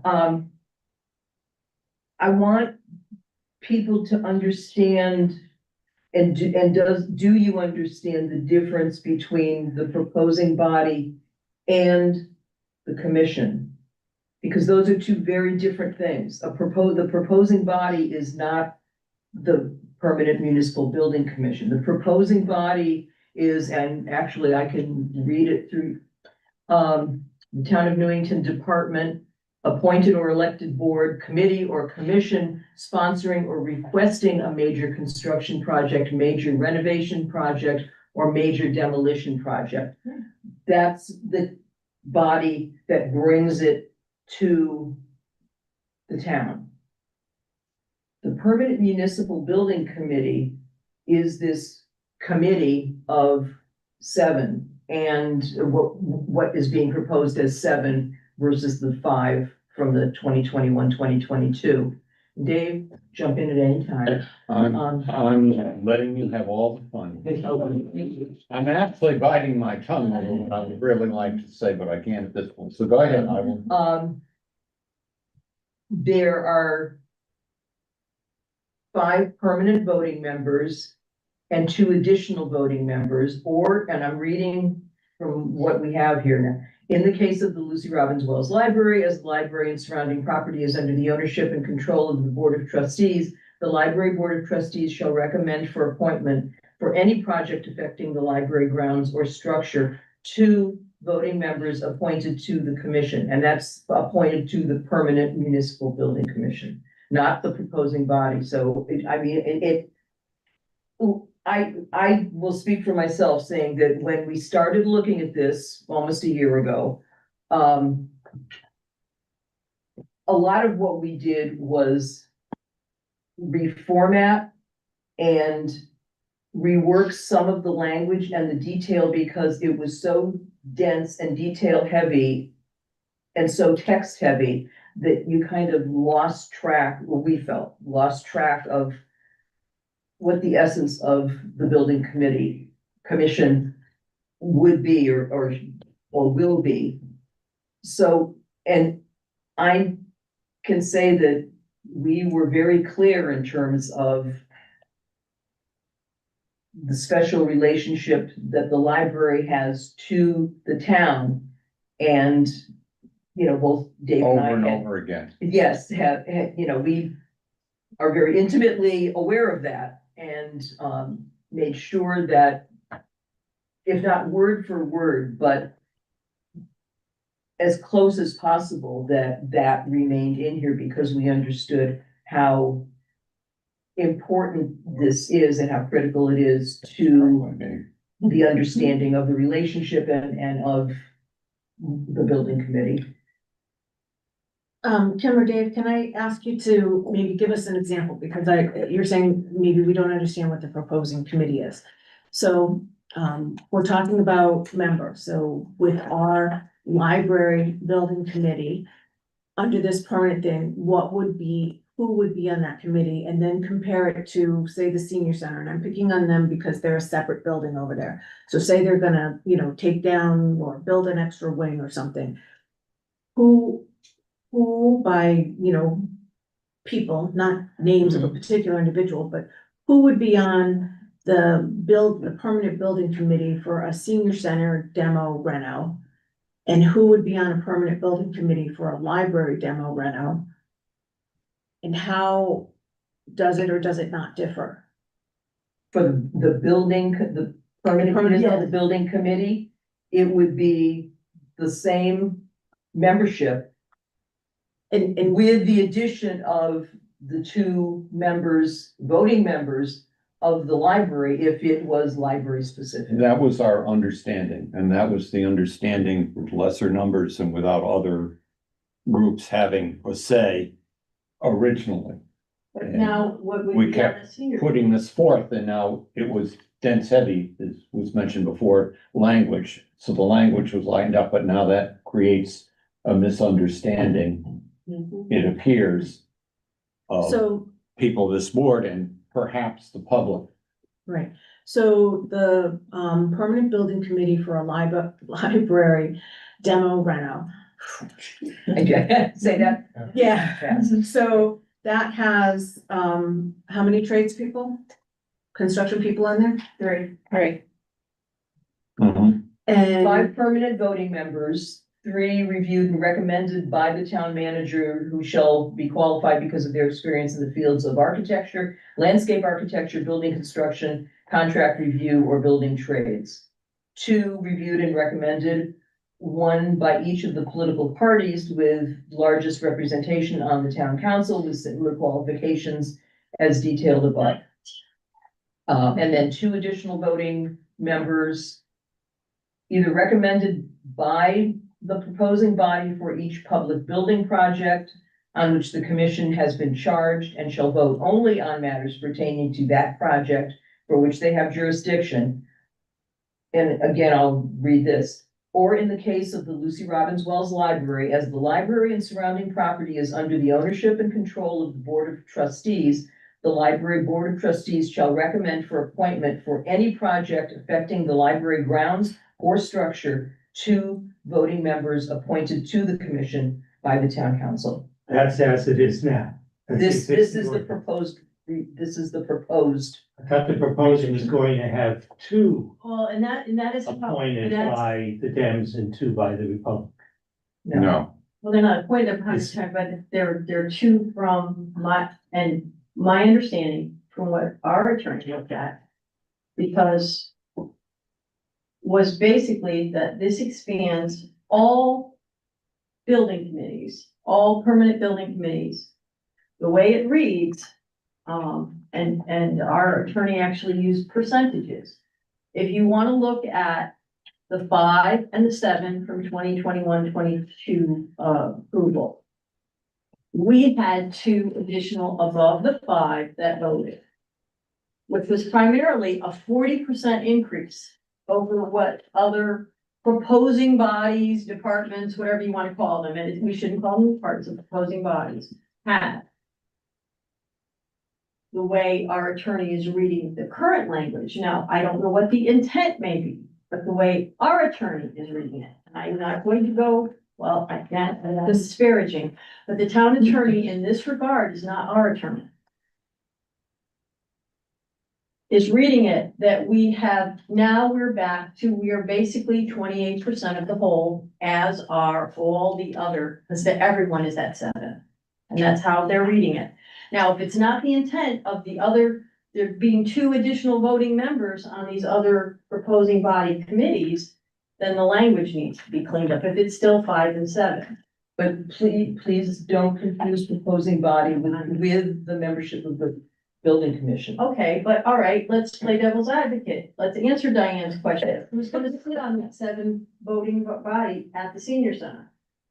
The 5, and who are the other 2? Want me to help you out there? The proposing body would be the Commission on Aging and Disabled. So 2 members appointed by the Commission on Aging and Disabled. They would be bringing the proposal. And still, all those people have to be approved by the town council. I get it, but we're still, that they have a vested interest in the building that they're going to be on. And you make a very good point. Because every department in town, I'm doing this off the top of my head, that has buildings, has a board of commission, except the highway department. As far as I recall, and police, because we don't have a police commission. But everybody else, there's somebody, whether it's human services, senior center, library, parks and rec, schools, they all have boards over them. And traditionally, in Newington, those have been the requesting agency. However, one of the shortcomings is it's not clear in here. And your point about you don't want people on the building commission who are under the town manager's thumb. Eric Hinckley is a great guy. He's honest, he's smart, he's motivated, he works hard. But his boss is still the town manager, and he can't go toe to toe with him when there's a disagreement. Chris Riley should be the chairman of that committee, of the building committee, whether it's committee or commission, because that's who knows what we need, right? So the head of it should be from the requesting department or body, whatever, I forget the language. The proposing body should actually be the chairman of it, unless there's a compelling reason why there's somebody better. Agree with you completely there. Bottom line on this is that it was a terrible ordinance when it was drafted in 2021. It's one of the few times that I provided testimony. About half of my suggestions were accepted and half were ignored. But you say it's dense. In its language, it was dense because of the confusing way in which the town attorney wrote it back then. But it is lacking on definition in a major way in lots of areas. That's why we're having this discussion, because it's still unclear. After all this effort, still unclear. What constitutes a major project? Just the very essence that this is a permanent building commission with 3-year terms. Right now, building committees are for the life of the project, which is a whole lot more permanent than 3-year terms. Fundamentally, this ordinance was put forth because the town manager at that time wanted total control of building projects. Well, that was it. That was it. So I do. And now. In the sense that a building committee, I've been on several, both in my professional life and within this town on various projects. Building committees prior to this some of the building committees were right on the money. Leanne, I just wanna interrupt for a moment, because I wanna set one of my clear goals for this. I don't wanna rehash every decision that the town has ever made and whether it was right or wrong. We've had different types of building committees. It's 9:20 on Monday night. At 6:30 on Tuesday night is the hearing. So what I'd like to get across here is an understanding of what change is coming across, how to interpret that change, so that we can figure out if we're going to request something to be considered at the hearing, or if we're happy with the way things are, or, you know, anything else that's there. So I'm trying to figure out, and that was my question to Kim and to Dave, you know, try to help me paint a picture in terms of what the building committee looks like, who the voting people are, who the advisory people are, how many people are, you know, in a room, right? If you're one person speaking in a room of 5 people, your voice has weight. If you're one person or 2 people speaking in a room of 20 people, it's much less weight.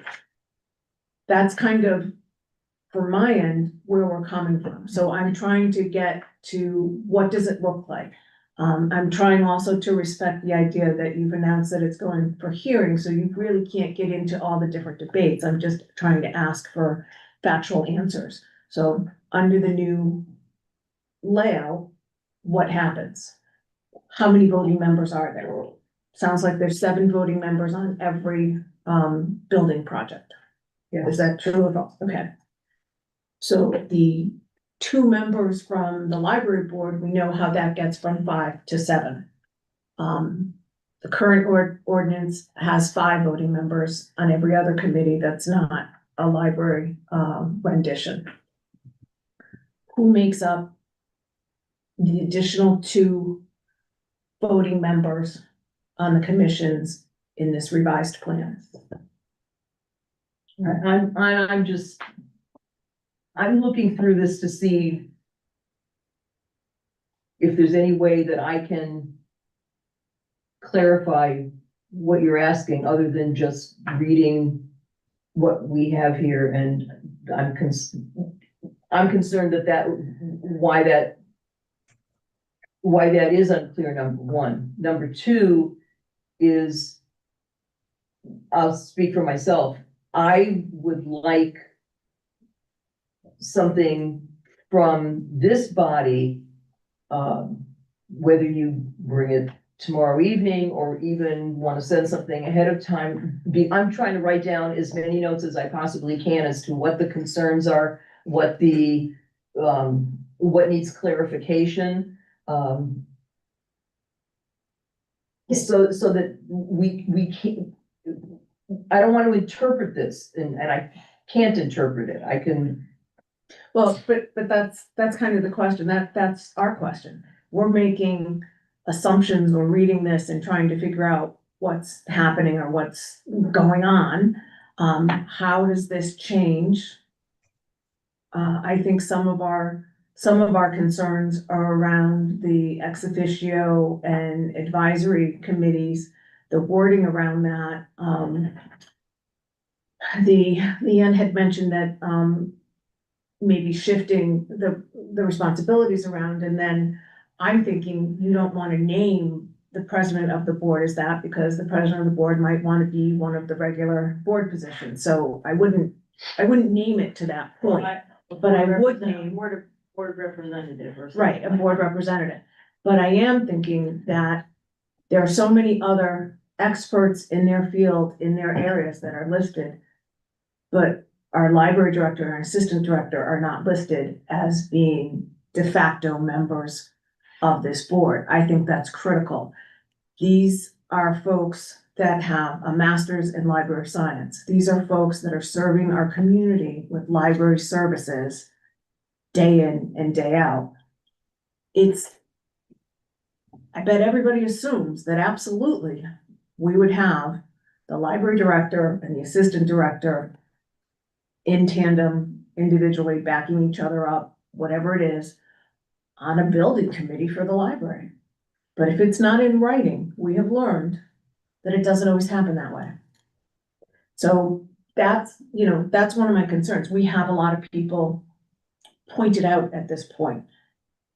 The current ordinance doesn't call out the library director, but it doesn't call out the fire commissioner and the fire chief and everybody else. We'd go through a building project. And of course, we would have to meet all codes, we would have to go through and do all that. So I don't understand where one group is being called out and named, but another group is overlooked. And let's not forget that the library director reports not only to the town manager, but to the board of directors. Or the board of trustees for the. Diane, for what it's worth, the advisory membership, which is what I think you're talking about now, the advisory membership, okay? The advisory membership, which does not have to exist. This is at the pleasure of the town manager. But it includes those people in town who, in one way or another, contribute to the project or keep it from happening. The chief building official, the facilities director, the fire marshal, and that's not fire marshal because they have a fire project. That's the guy who has to approve all of your fire, the way you're built to the fire code. Town engineer, chief information officer, director of administrative services. Those are the only ones named to the advisory board. Now, that's very different from the people who should be on the commission or providing information to the commission, advice and counsel to the commission regarding what we want and how that's happening. These are all people who have to sign off.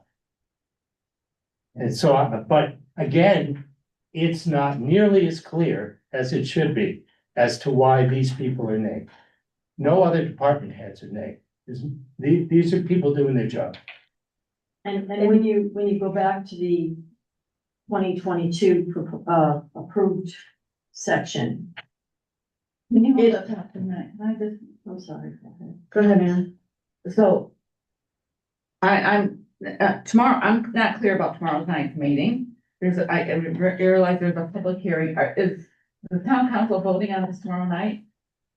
They can. It's, go ahead. I looked I through think it's their the intent. packet, I could be wrong again, because there's so many pages, I didn't see anything that said a resolution to pass on it. I know in the past, when there've been things of this nature, and there's been a hearing and then a council meeting, there's been a resolution that could go forth or couldn't go forth.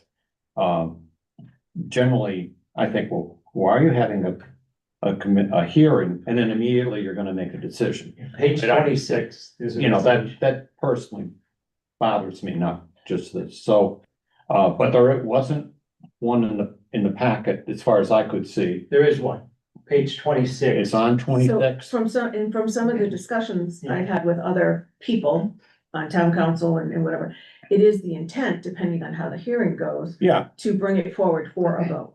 right. So in other words. So it But is it a doesn't critical, mean it you- is a critical. It doesn't timeline. mean the council has to. They don't have to. Yeah, In other words, but if they, in the event that they do, then it behooves us to walk out of here tonight with some kind of direction of what we're doing tomorrow night. And Diane, you haven't said that, you are hoping that some of us are available to attend the public hearing tomorrow night as a, the show of support who's going to speak tomorrow night, and because we're gonna have to enter this into the record, or are we going to, in the next 18 hours, develop something in writing to submit? Well, and part of it is to get an understanding of what it is and what we want to say. So, are there questions? Are there other points? What's happening from this? That's the thought. Well, as Peter Alter said, he does not see how adding two members from other proposing bodies, let me see here, will have an adverse impact on the library's position. Since the library has its two, do we really need to create a fuss? I get what you're saying, Leanne, But we also don't wanna tick off the people who we still want $44 million from. So it's gotta be really important, and I felt the same way when I read it. The fact that the Board of Aging and Disabled, the Commission on Aging and Disabled, the fact that they would have 2 members on the building commission for a senior center project. How does that hurt us? Yeah, so fine, let them all have it. The fire department, let them have 2 people on there. Doesn't affect us. As far as the ex officio membership, we have our 2 people. So do we really need ex officio? I think it would be great to mention that we should have Lisa and Karen on there. I don't see it as vital because the building commission can invite anybody they want to give them the information and the guidance they need. But you're right, if it's not in there, maybe it gets overlooked. So that would be worth saying. But other than adding those 2 as ex officio, potentially, I don't really see an issue. That my issue is with, it's a bad ordinance to begin with. It's written horribly. It doesn't repeal the current ordinances.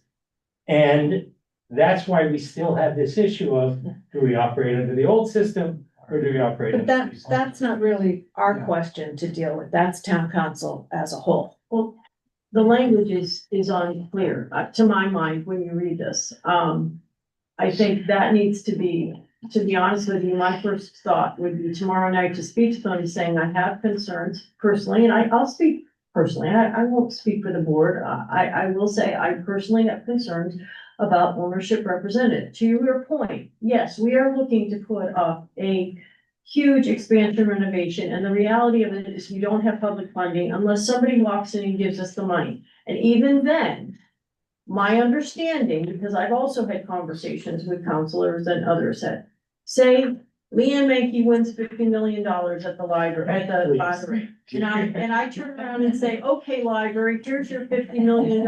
It's not enough after taxes. Well, that's true, but here's the money, build your project. But if we are under this permanent building committee aspect, that we are still ruled by that committee membership, even if we bring all the money to the table.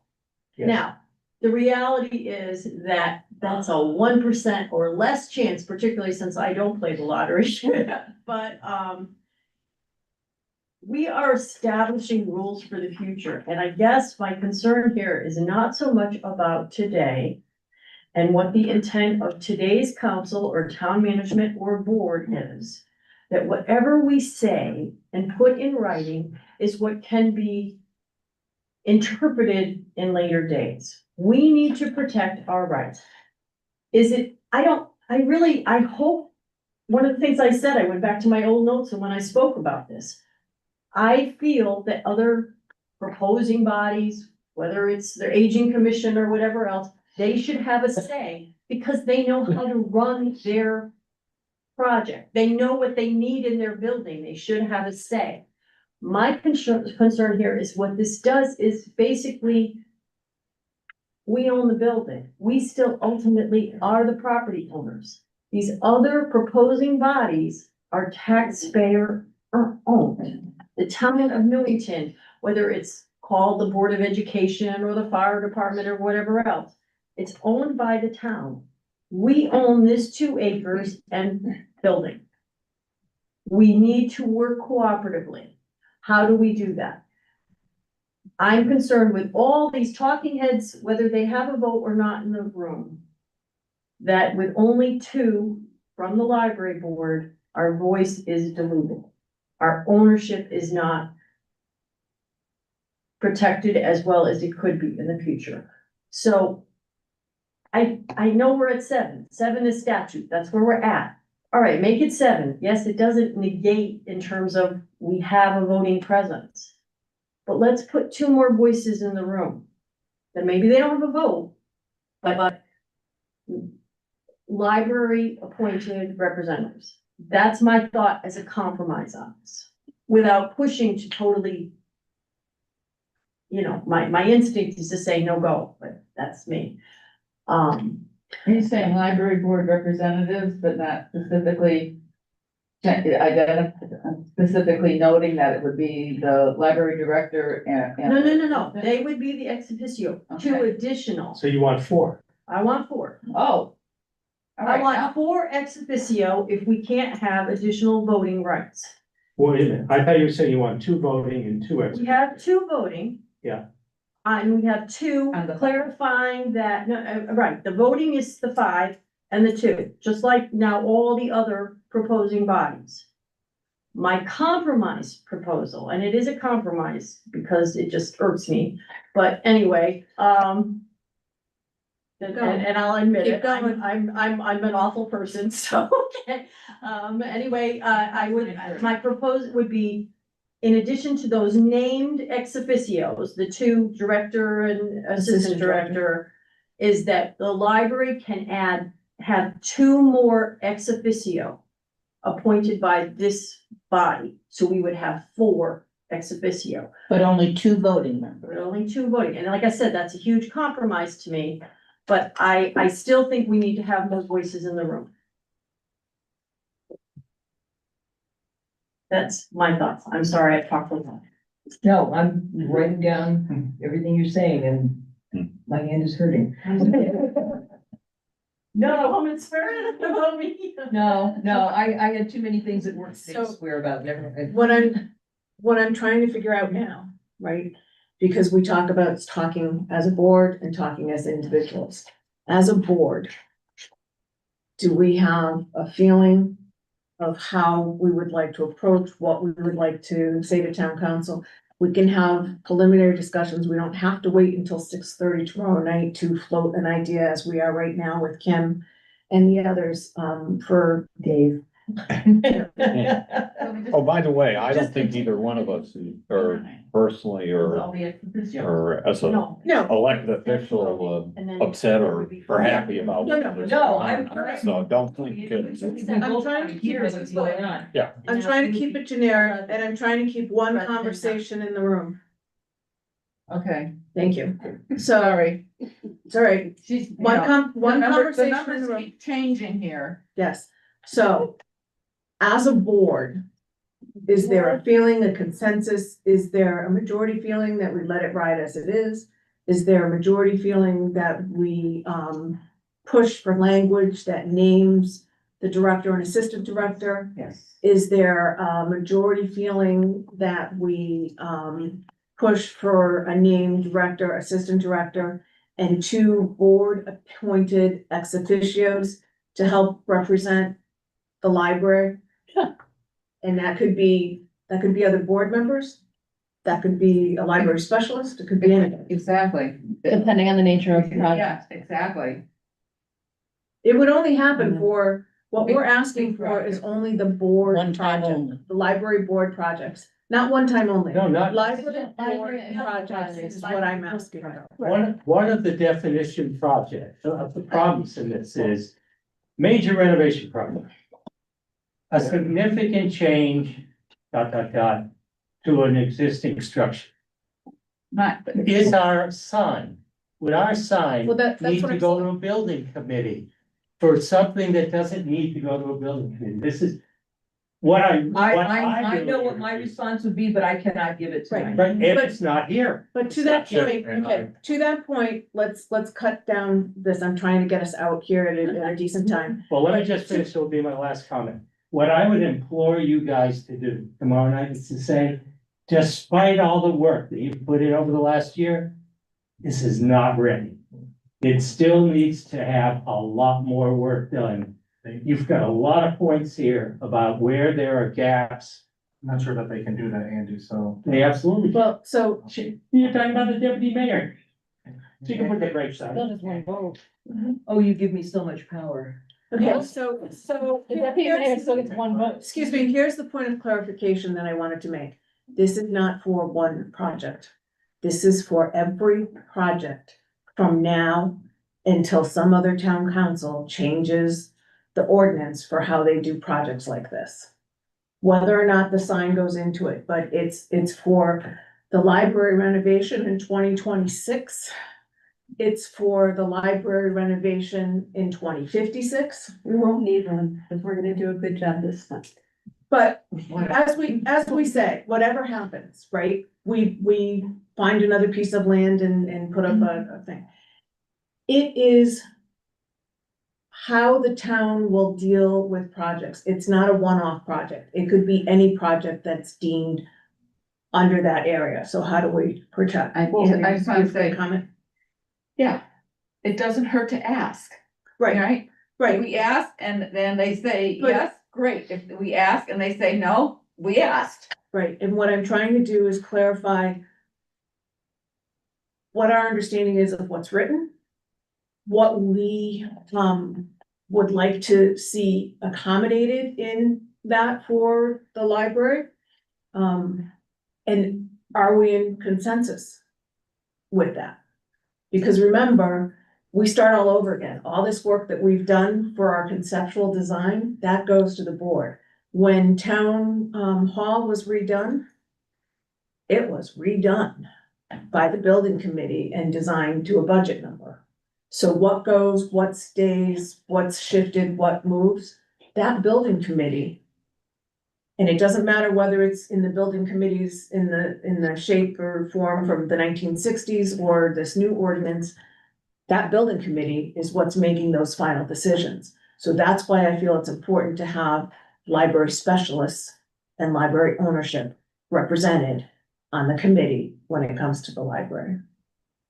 Right, and the privately owned entity, it needs to have a voice, and it has to be defined. It's not, then you lose your voice. That's what you need to say.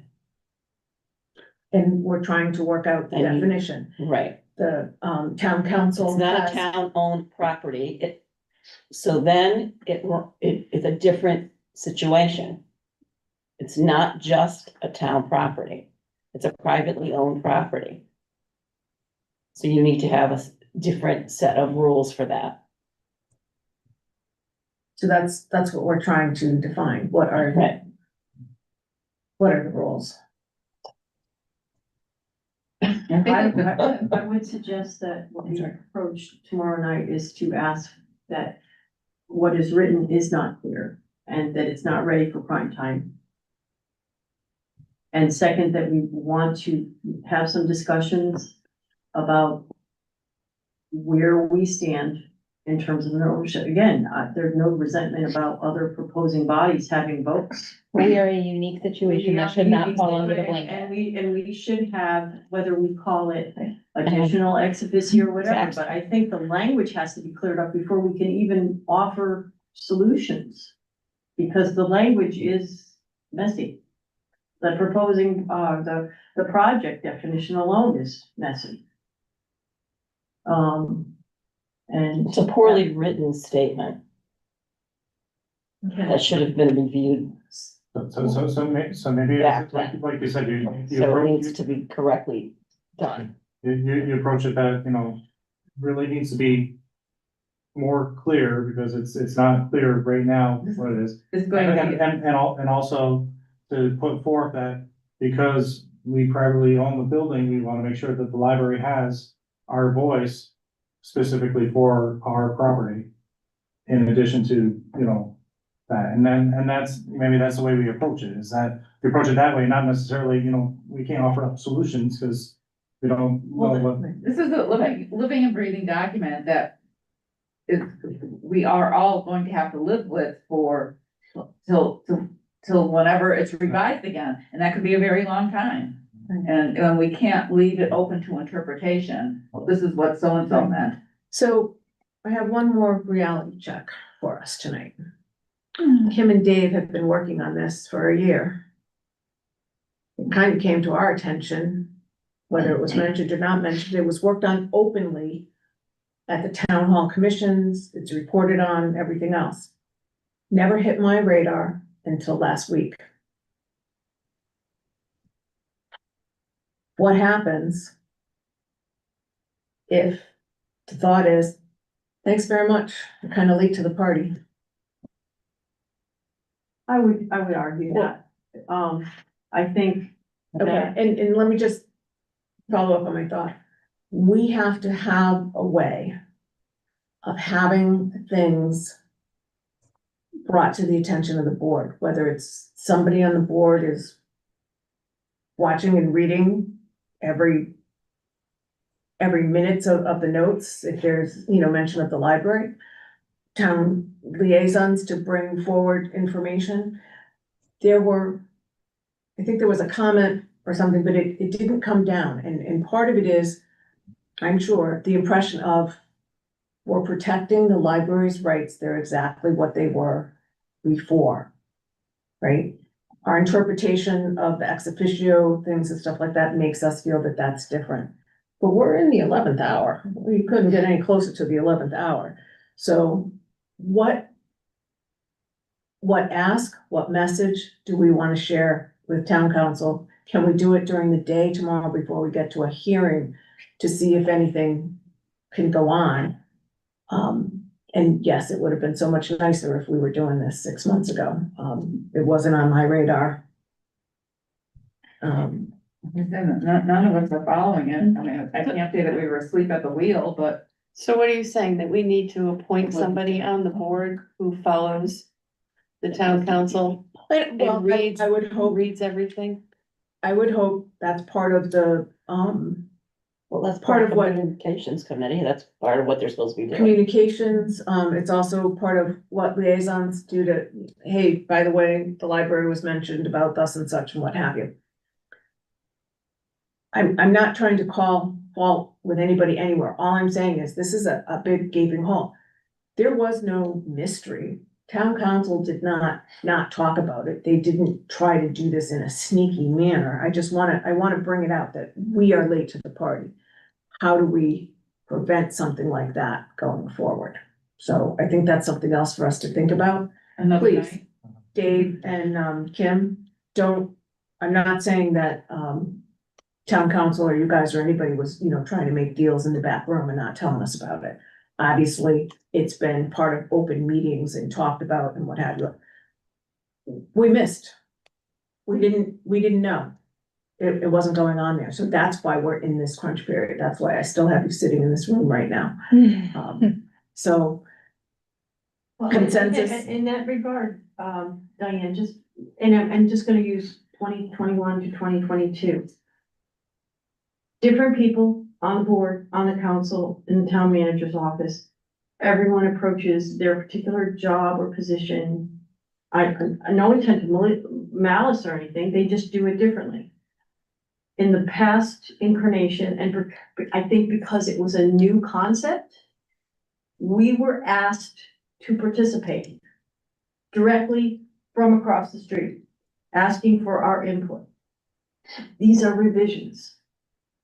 I admit it, I feel like I dropped the ball. I kind of say, okay, I voted for you guys in the town council, you do your thing, I'm doing my thing over here at the library. I don't pay attention to a lot of things that happen, unless they come just jumping into the road in front of me. That's just, I'm not one to just read every town council thing. And I think none of a lot of people are. So again, just a heads up going forward, see something, say something, right? If they're mentioning the library, let's say something, let's go through. What do we want to do at this point? Is there a message? Is there, Kim, I know you've been writing furiously. Do you, feel comfortable that, you've heard something from us that you can, bring forward, or? Well, first of all, I don't want it to be my words. I want it to be the words of the Board. I mean, Dave, you Yes, know. you can well, I don't speak think for they yourself. can be your words necessarily. I think they have. No, but to I be don't, our words. I don't want to speak to either my, I'm brain dead at this point. You don't want to summarize what went on here tonight. Yeah, I don't want it to be You don't what want to be our my representative. interpretation. No. I don't want to be the voice of. Somebody Board of from the Trustees, board so has to reach What out. I'm looking here to see, I'm looking at what I wrote down, what Chris just said a few minutes ago. The concern is that this document still lacks clarity. And the concern about the library because of its unique position in the town and with, town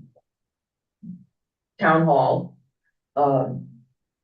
needs to make sure that they have a voice. And I'm trying to, trying to see if there was anything else that, and you had, yeah, I wrote down. And I think Leanne, you said the same thing, that the current draft is not clear. And that it's really, your feeling is that it still needs to be worked on. My concern is, we all See you soon. I believe it. If that was the case. It's too mean right now, sitting here at this table or with this council. But when we aren't the people embodying these positions, how do they read those words? Right, and here's the other thing that I would say. I'm not looking for this to drag on for another 6 months or anything. I would just like to get clarity, and I would like, at the town hall meeting, for them to say, okay, we've heard a lot. Let's step back, review things, revise, try to make the document more clear and bring it up in 2 weeks or whatever it is. I'm not looking to drag this out. You guys have already spent a year on top of the first go around. We were given the ordinance. We didn't write the ordinance. We were given it, Yeah, and we're trying to work to correct things or whatever based on our different opinions or to revise them. And at some point, you have to cut bait and give the that's what I'm town a saying. chance to have their words, such as you. Right, and my concern, I wouldn't be as concerned if there wasn't a possibility to vote on the hearing, just saying, thank you, we appreciate your time, we're done with this project. You know, let's call a vote. So, and I know that's a possibility.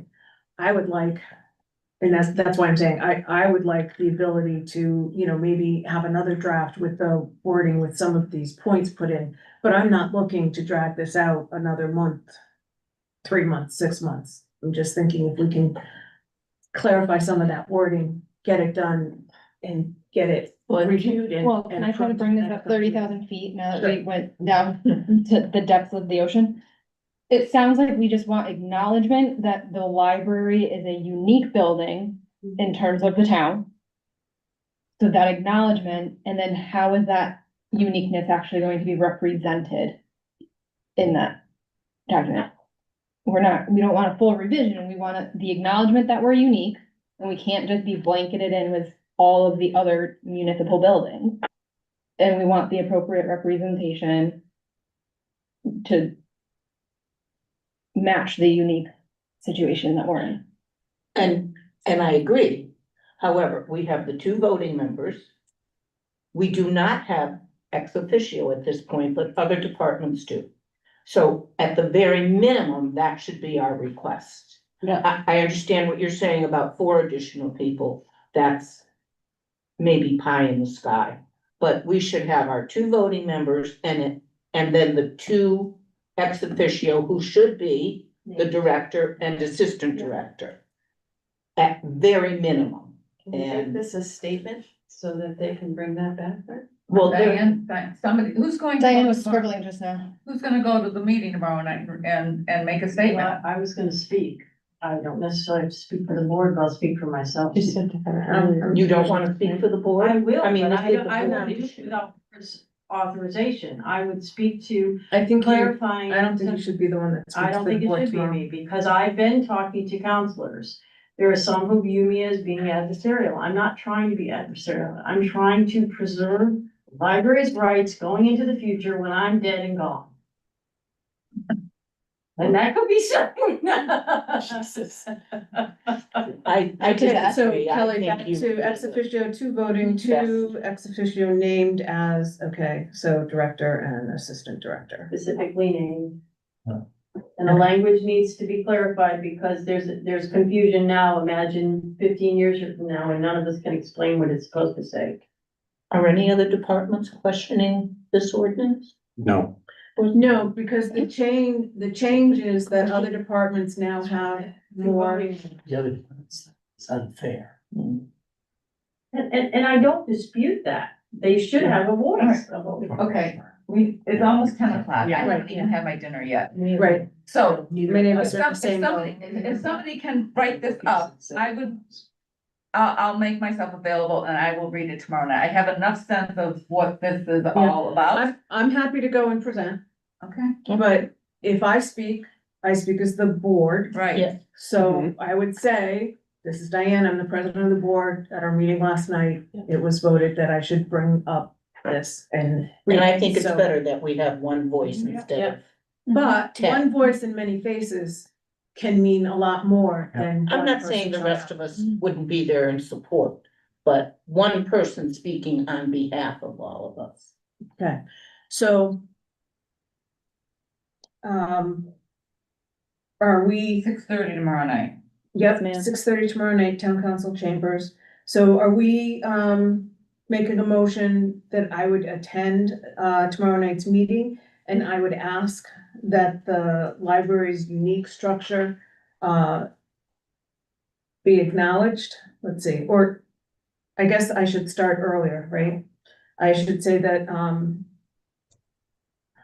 The library is a unique structure. library's a You wanna unique say- structure, Yeah, start off with that. With the ownership.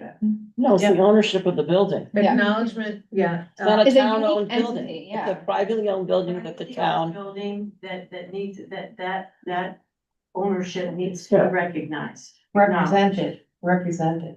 Acknowledged and represented, Yeah. And represented. okay? That's through a voting or an ex officio. Well, be specific, say we want 2 voting members and 2 ex officio members, right? And the 2 ex We appreciate officios. the time and the energy the town council has already put into this document, but we would like. Yes, to- okay, Steve. we would Wait, like- let's get the points, yeah. We Appreciate appreciate time the and time and energy. energy that the town council has put into this document. However, after careful review and upon, review. Huh? Careful You consideration. wanna say that our. The unique situation that the library is in is not being acknowledged Well, they or represented. Oh, Well, he does feel that we have to have very strong cases in the room. so The ex after, officio. so after much discussion amongst the board of trustees. I guess statement of. Hold on. Elizabeth, are you typing this? She's a lot better at this than I am. Yeah. Yeah, the last 3 days I've worked 16-hour days, so Okay. I am pretty brain dead right now. Okay. She's thank you. attempting. So you gotta slow the talk down to, somebody that has to scribble this. So we appreciate the time and energy that the town council has put into this after careful review and consideration, right?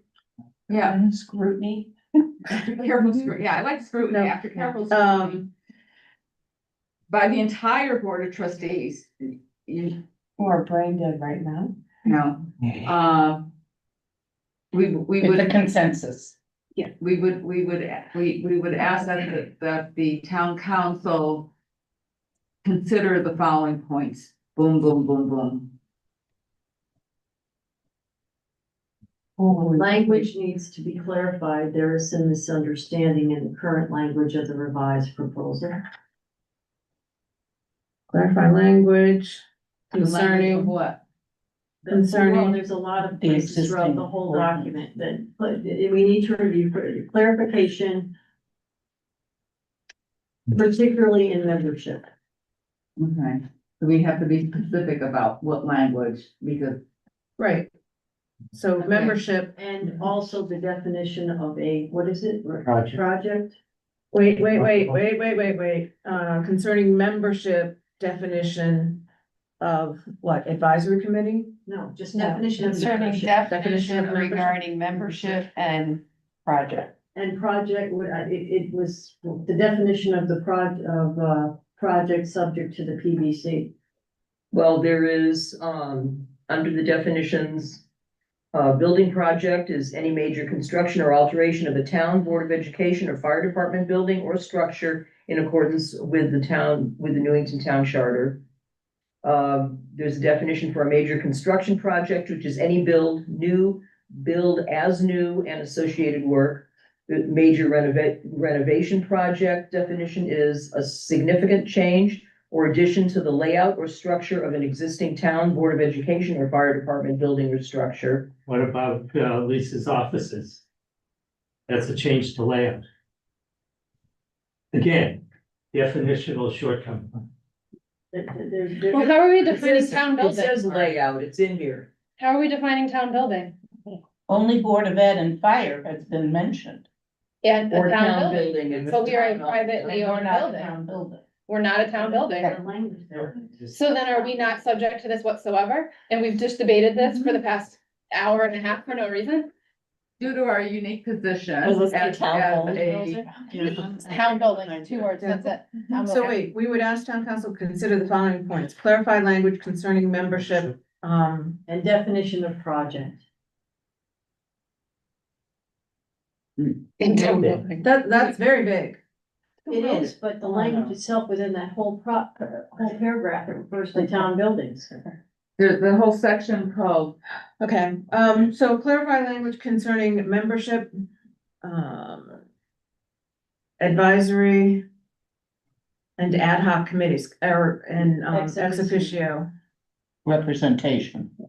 do we wanna I say think you should leave somewhere? it just as membership, because that addresses voting, advisory, and ex officio. Yeah, but you're talking about Due to the membership of proposed uniqueness body of the or- library property. Of the commission, of the PVC, not of the proposing body.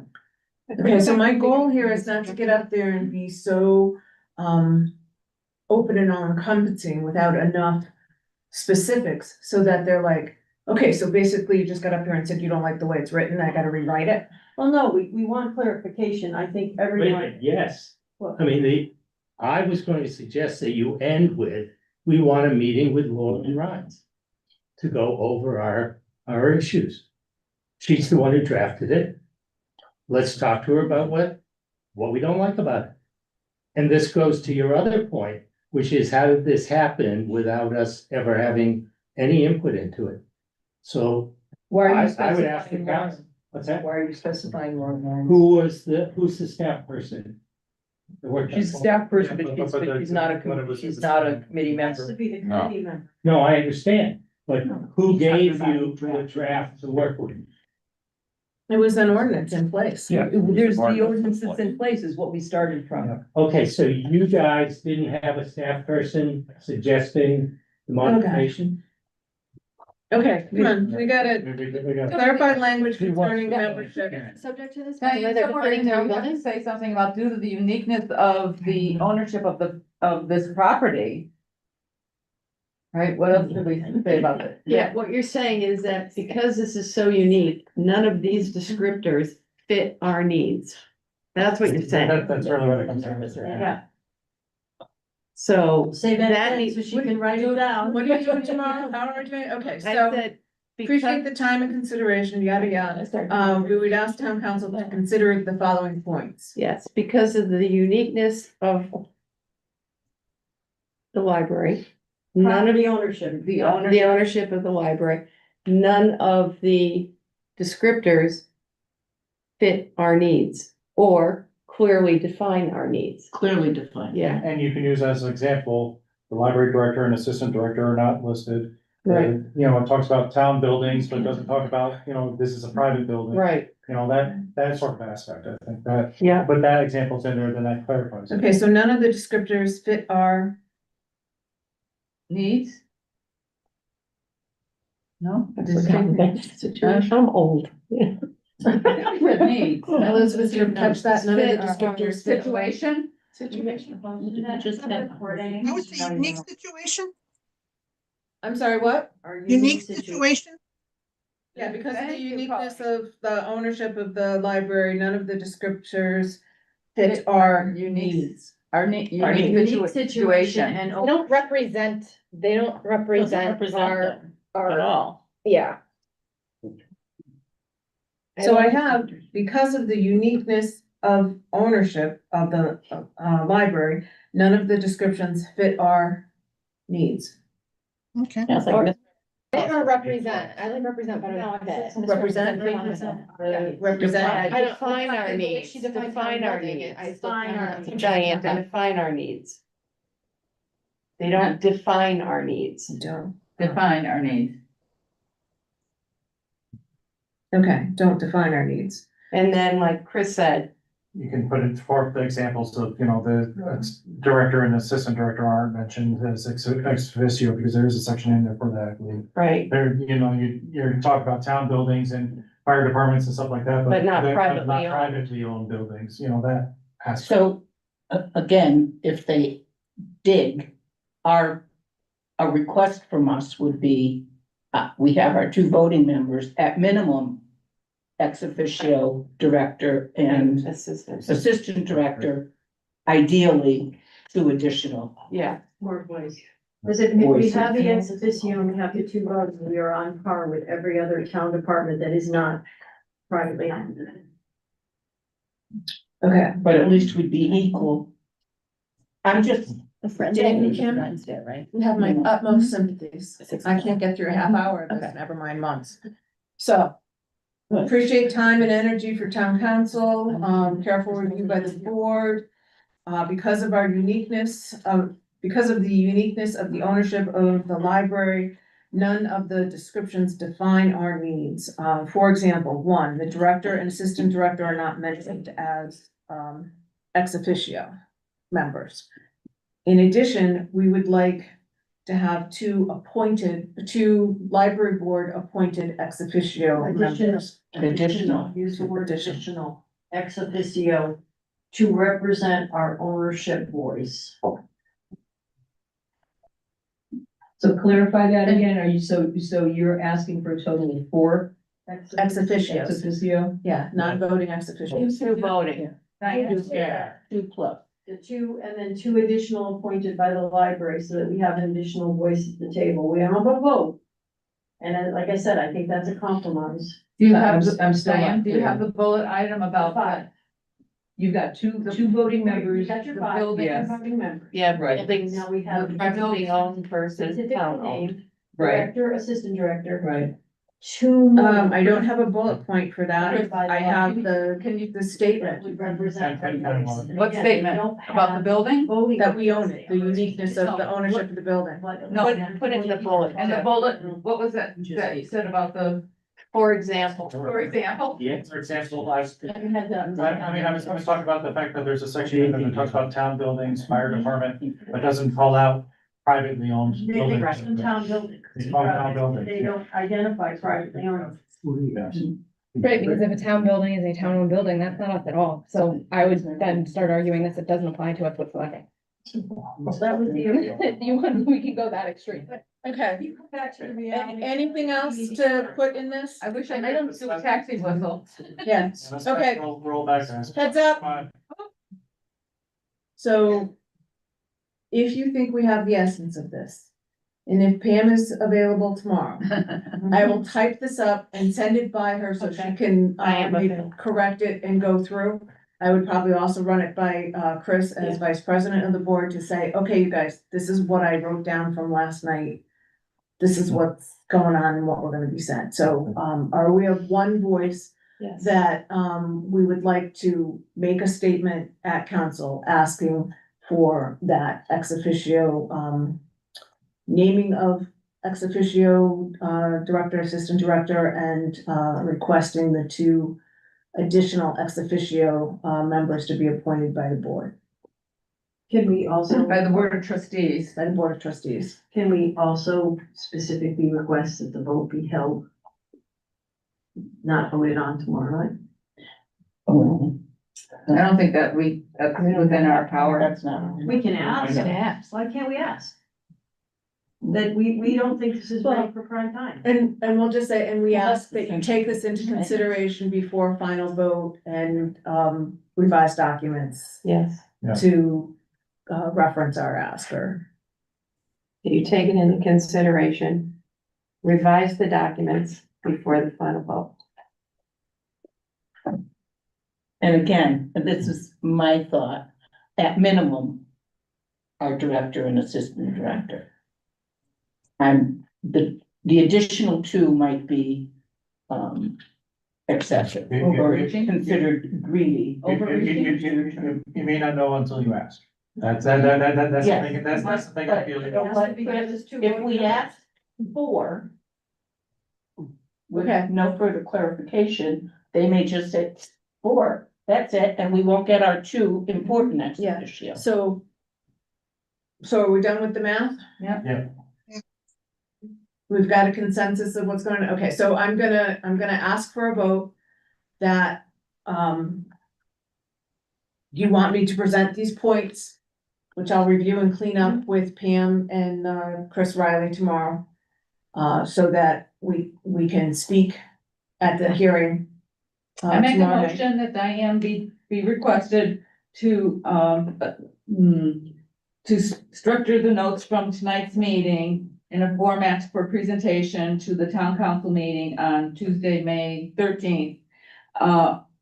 With a review by, Pam Canary and Chris Riley. And, I would only amend that to say public public hearing, not hearing, town council. public hearing, okay, sorry. You got that over there, Elizabeth? Thank you. And Somebody second? I will. Christine Shushin seconds. Hey, I haven't asked for adjournment yet, you can let that happen. Okay, so she seconds that, all those in favor? Aye.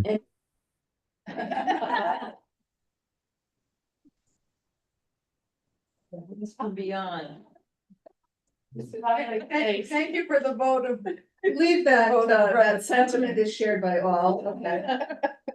Thank you, any opposed?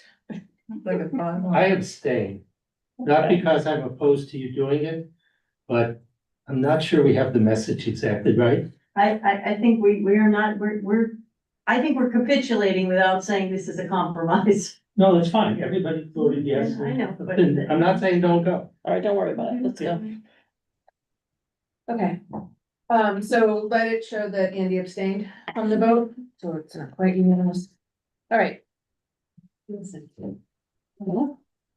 I'm delirious. Now, the next item on the agenda is Newington Afghans. I propose that I would ask, I have one now to wrap myself in and go to sleep. I would ask that we, without further discussions, move that to next month's agenda. Yes. Is there any public out there? No public online? Public participation now. All right. Oh my God. Christine Shushin, I would entertain a motion. for I make a adjournment. motion. I second it. Christine Shushin, Kelly, thank you, everyone. I know it's tough. I appreciate everyone's details. For all of you online, thank you for hanging in there. Bye. Bye. No, show up at tomorrow. I have another hearing. Thank you, everybody. Hey, and not that anybody's looking to hang around, but I'd love to stay. Well, and it was. You don't have to go home, but you can't stay here. That's right. Bye. I. You have, if you have a discussion, have it on your sidewalk.